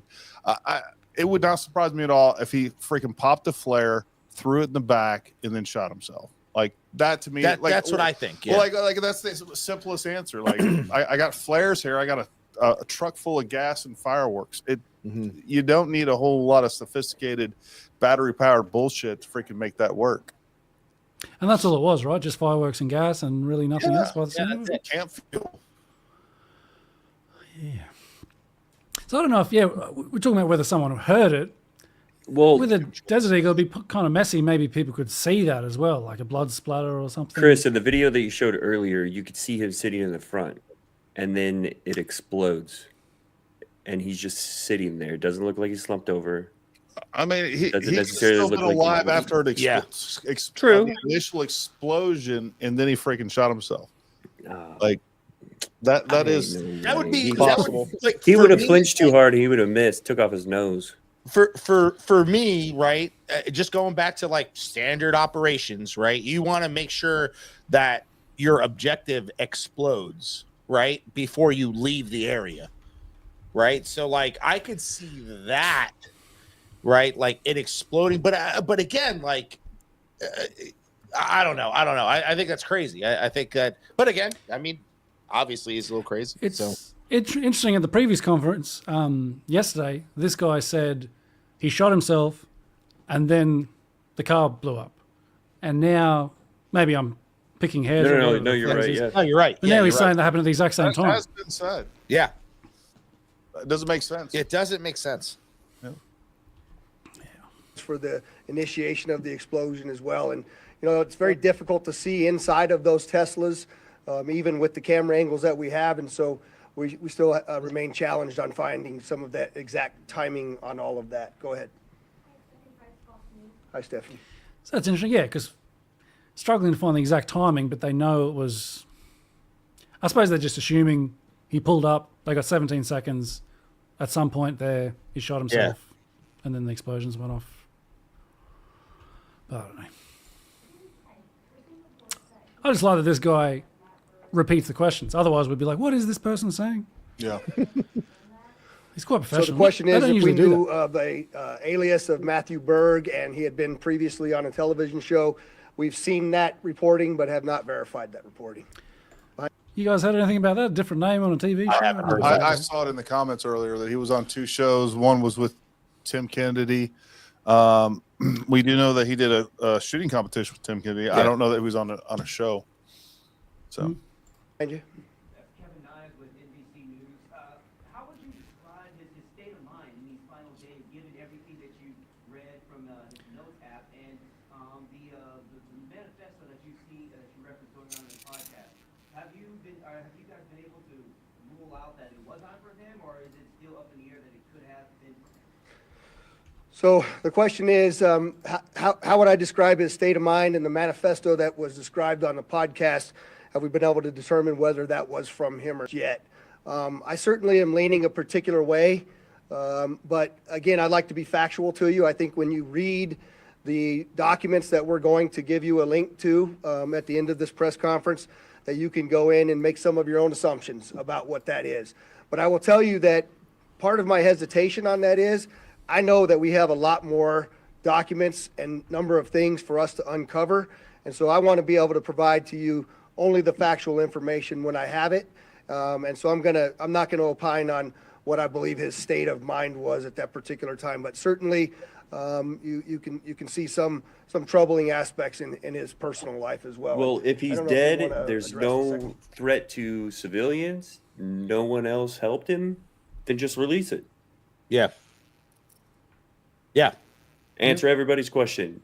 Yeah, I'm hoping they release more stuff because it's just really Are odd. they combing through it Even with all these to explanations change from them. everything and take things out like they did with Crooks?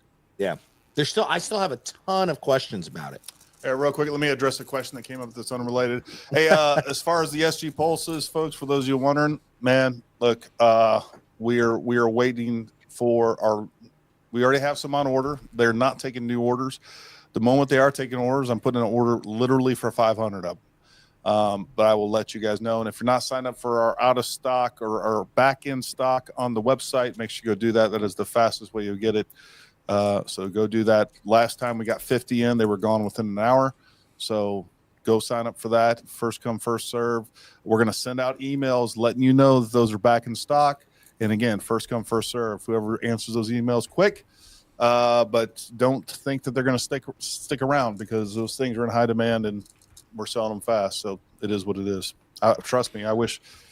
I'm losing money every day that we don't have them. So take that for what it is. All right, go ahead. Yeah, so in terms of the so-called manifesto that's circulating online, we have strong evidence to suggest that it was the subject that wrote it, but we haven't conclusively proven. That evidence relates to other evidence that we're finding that we're able to compare that lead us to believe it was in fact him who sent it. J1? Is it J1? Okay.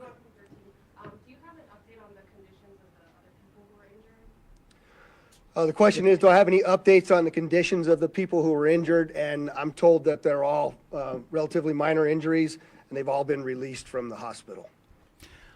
I don't even think I'd heard of people being injured before. I'm sure like fireworks hit somebody somewhere. Yeah, I mean, it makes sense, but I think that's just. Well, and the guy that was track star and sprinted out of there, he definitely got singed. Yeah, he got some glass and shit thrown at him.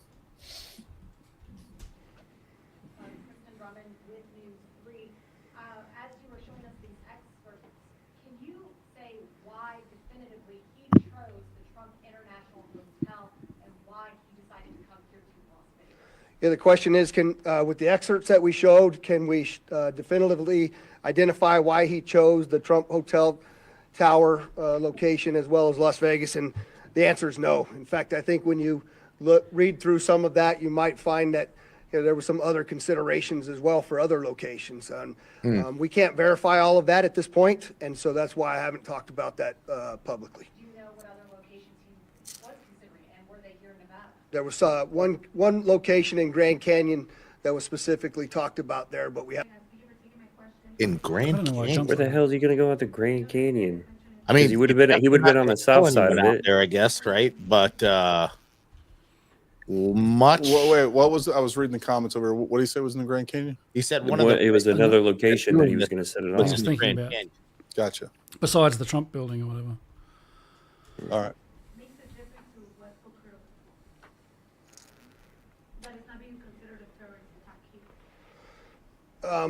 So the question is why don't we consider what happened in New Orleans and what happened in Las Vegas connected? And the simple answer to that is we don't find anything to actually point us in that direction. There are those coincidences that we have spoken very openly about, but we have not found throughout this entire investigation anything that ties the two attacks directly together. Go ahead in the back.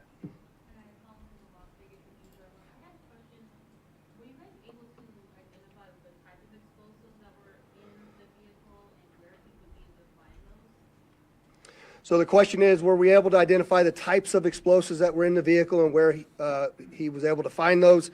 There's a mortar-type fireworks in the back of the vehicle, some camping fuel, and we do know that it looks like from that document that we're going to provide to you that he may have stopped outside of a location in New Mexico and obtained those fireworks legally. But that is another aspect of the investigation that continues. Hi, Noble. Thanks for taking my question. We've heard that the suspect wasn't opposed to President-elect Trump. Do we know anything about what his political... The suspect was not opposed to President-elect Trump, and do we know what his political views are or were? There's a variety of different reporting out there, Noble, on what that is, and some of the people around him and what their particular political views were. I think when you read some of these documents, you'll see that he actually calls it a stunt in one of these documents that we're going to release to you, that he was trying to get the attention of the American people because he was upset about a number of different things. But I'll let those writings speak for themselves. I'm not conclusively telling you anything about his political affiliation. Talk to us about you, because you have an individual who is obviously struggling with mental health here. It'll work every time, cold bore. There are others out there who are struggling with this, a lot of mental health issues here. When they read these letters that you're about to release, how do you quell others who are struggling with the same from carrying out and seeing this as an inspiration? How do you quell the copycats out there? Yeah, so the question is obviously there's mental health involved in this, as we've already talked about, and how do we quell the others that are similarly situated to him out there in America? And you know, I think Spencer rightly talked about this for a moment, is what you can tell by looking at this, that PTSD from a highly decorated United States currently serving military individual, from what I'm told was 5 tours of combat, obtained some of the highest awards you can get. It's not much different, quite frankly, than the reasoning why we started our wellness bureau here at Metro and taking care of the heart, mind, body, and soul of the people that are out there doing this work, because they're exposed to things, they see things, they hear things, they feel things, and they smell things that most normal people don't have to do. And the heroes that are serving in the military and on the front lines of America's policing are challenged that way. And so I think we need to really pay attention to those individuals, pay attention to what mental health in America looks like. And I think this is just one more incident that brings that to the forefront of where it is that we are in talking. We need to make sure we take all the guns from SF guys. Yeah. Good luck. Or at least the fireworks anyway. Yeah. And Teslas.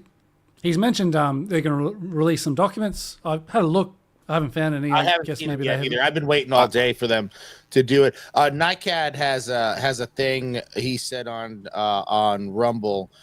Might have been a dead man switch. Actually, dead man switches are like pretty much only in the movies, because like even if you click a pen in, even if you click a pen in, like the top of a pen, right, to click so it sticks out, and you try holding on to that for however long, right, like it becomes pretty inconvenient, right? So yeah, I don't think it was a dead man switch. Yeah, they're pretty much only in the movies. And shot himself. Yeah. It's pretty much only in the movies, dead man switches. There's nothing that actually has been accounted for that anyone's actually used one of those in a real. And I've never seen a dead man switch on a terrorist. Yeah. I've seen lots of freaking suicide vests. I've seen lots of VBIDs. Yeah. Never seen anything that was a dead man switch. The potential of it going off. The first time I've really thought about that. I think you're right, Jay. I think that is kind of something of the movies. I'm sure it can be done, but I've just never seen it done in real world situations. Oh, it could definitely be done. Sure. But why? Yeah. Right. It's just too. Porque. Yeah. Porque, papi. Jason, TG sponsor. This is a great question. That's something that me, Chris, and Nate have talked about. I think it needs to be done. I think we need to go back and look at Vegas again. I don't know how productive that'll be, but it is something definitely worth looking at. So that means you don't know anything about that guy. No, it's freaking insane. Yeah, we do seem to have a fair bit of information about this guy compared to other. Everybody except for, Vegas and the obvious, but. I mean, how much do you even know about the first assassination? Yeah, crooks. Nothing. I mean, it took us weeks to get footage. Yeah. Releasing this is like daily press updates. Yep. It just brings me right back to it that it's some nefarious activities going on. Colin. I'll take one more. Yeah, let's ask Colin what happened in Vegas. Well, your answer, your question or comment will get shown, but you'll also get banned at the same time.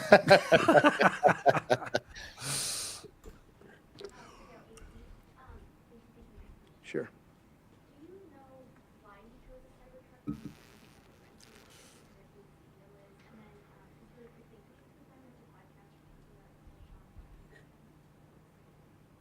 The Sean what? Is that the, yeah. So can I tell you why he chose the Cybertruck is the first question. No, not really. I haven't been able to find anything definitive about it. Secondly, is it the Sean Ryan podcast? And yeah, that's the podcast that I'm referring to. And I'm sorry, there was one more hand over here that, go ahead. When did that podcast? When did Sean Ryan podcast? A couple of hours ago, literally. Yeah, if you're it was like 4 p.m. or something. Okay. 3 p.m. Pretty close at the same time as this press conference. Yeah. Maybe even the same time or just before, or I think just yeah, before. pretty close to this. More understanding on why he chose the route that he chose. Obviously, coming from Colorado, you can go through Utah. It's more complicated. Any more understanding when we're thinking about all the different potential sites that he could have chosen for this? So the question is do we know why he chose the route that he chose? I don't think we can tell you we know why he chose it, but I can tell you that there's some writings in those documents that we're going to release to you that he mentioned going to the border as well as going to the Grand Canyon. And so we continue to look through all of the available evidence to help us answer that question better.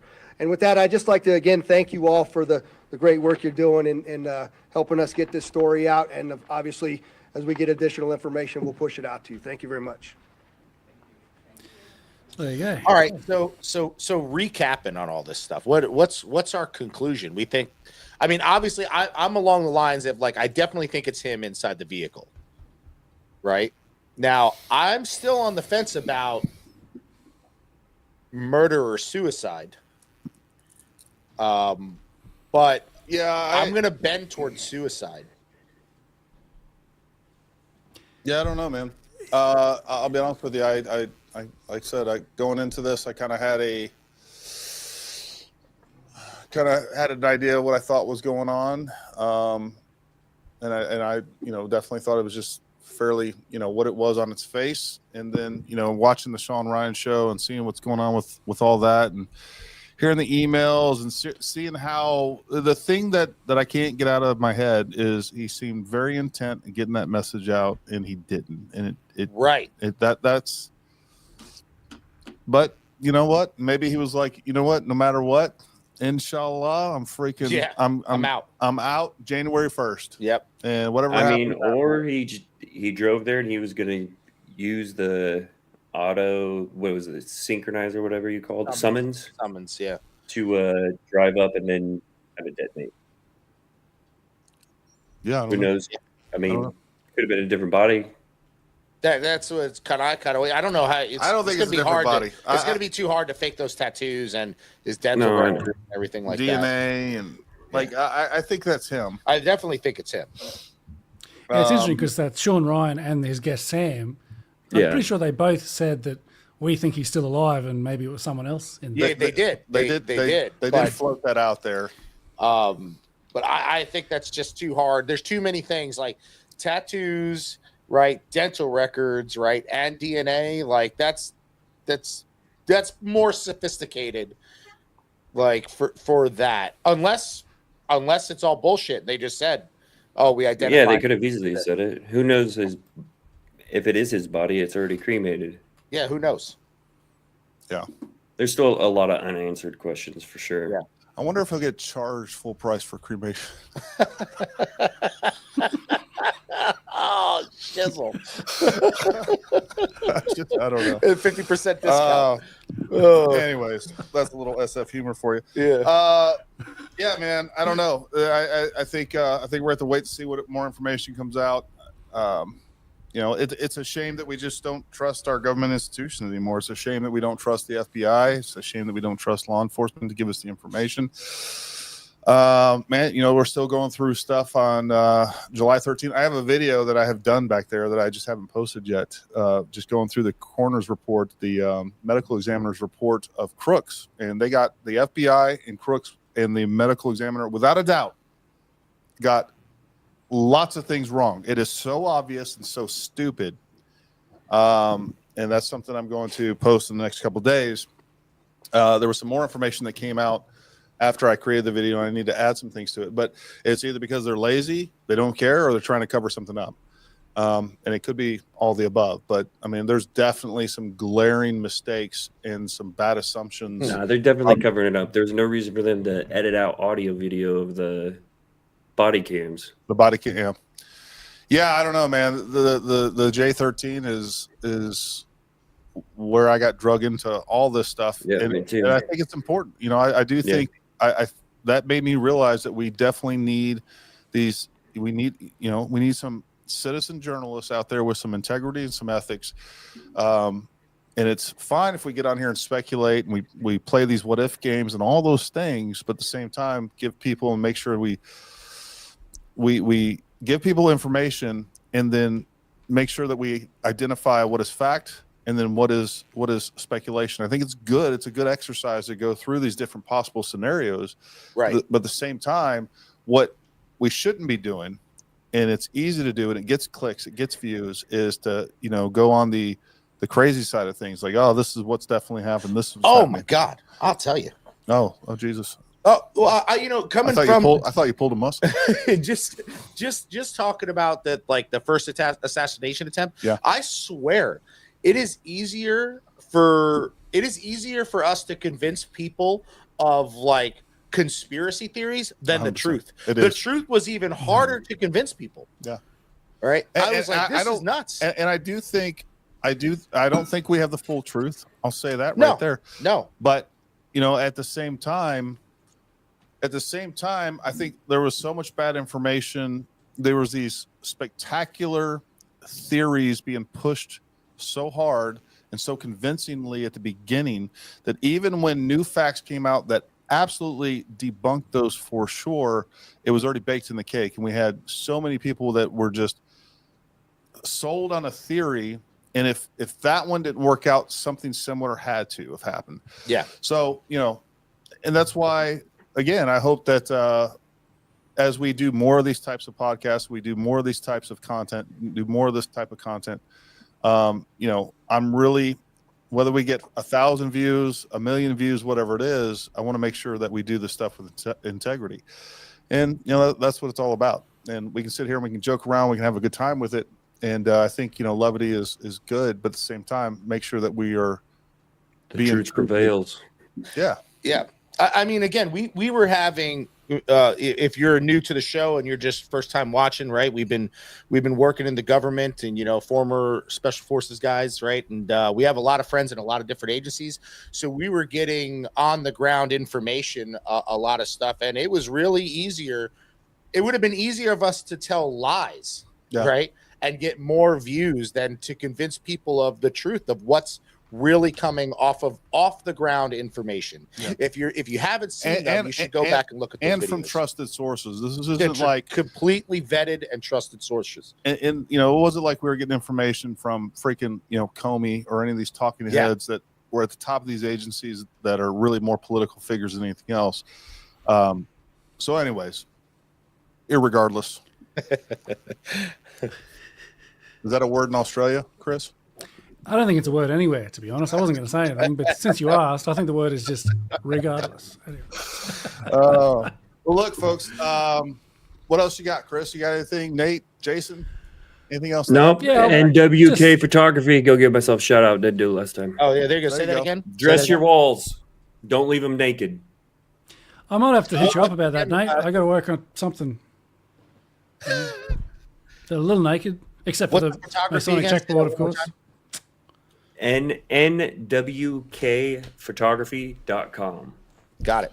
If you guys aren't following us on Paramount Actual, I switched accounts. I had like almost 5,000 something on X, but we've before Elon took over X, we've been getting censored, banned, shadow ban, whatever you want to call it, harder on X than any other platform, to be honest with you. When you got almost 5,000 viewers and you do a post and you get 50 views, something's wrong. So anyways, I decided to create a new account. It's Paramount Actual on X. So make sure you go follow that. And of course, our Instagram, Paramount Tactical, and of course, our YouTube page, Paramount Tactical, and Rumble. And again, I say it all the time. Look, we got to get away from Google. YouTube is not a friend of the First Amendment. They're definitely not a friend of the Second Amendment. Look, Rumble, I'll be honest with you. It sucks it's not that great, right? But we got to start moving stuff over there, start watching stuff over there, so that we can start directing some assets and resources away from YouTube, so that we can potentially have a better platform on Rumble in the future. You know, YouTube wasn't always great when it first started either. Hey, Street Ghost, thank you, sir, for that. Yes, sir. Thank you, sir. Fantastic. Thank you for supporting the channel. Yeah, my Twitter, I'm on X at Chris Todd Nolan. I'm working on a J13 thing. Yep. Documentary. Eventually I'll put that together with all the good stuff and none of the Cullen nonsense. Chris Todd Nolan. And Watchdog Media on YouTube. Yeah, all one word. We need to. What I'll do, guys, is again over here. I got some banners and stuff that we can start filling out and have all that contact. Yeah, we'll drop it in the comments. But also, folks, yeah, we're going to continue to do these counter media podcasts. It's going to be different from our normal Wednesday night podcast, which is Dangerous Liberty. Make sure you join us this Wednesday. We're going to have a great podcast. We're going to have Carissa back on. She talked about health, nutrition, and we're going to do that all over again. We actually talked about hormone replacement therapy. If you haven't watched that podcast, you need to. That is a very enlightening podcast to begin with. We're going to do it again. We're talking about food, nutrition, and how food is killing us Americans. It's going to be a great podcast. So make sure you join us this Wednesday at 7 p.m. Eastern time as well. Metal Seer, the man with 3 first names, Chris Todd Nolan. I was just about to say, look, there is a Christopher Nolan, famous Batman director.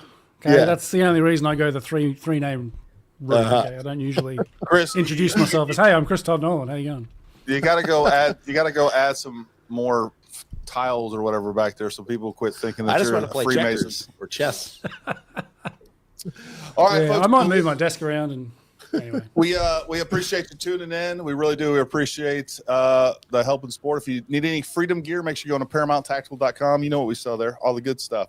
But until next time, stay armed, stay ready. We'll talk to you soon.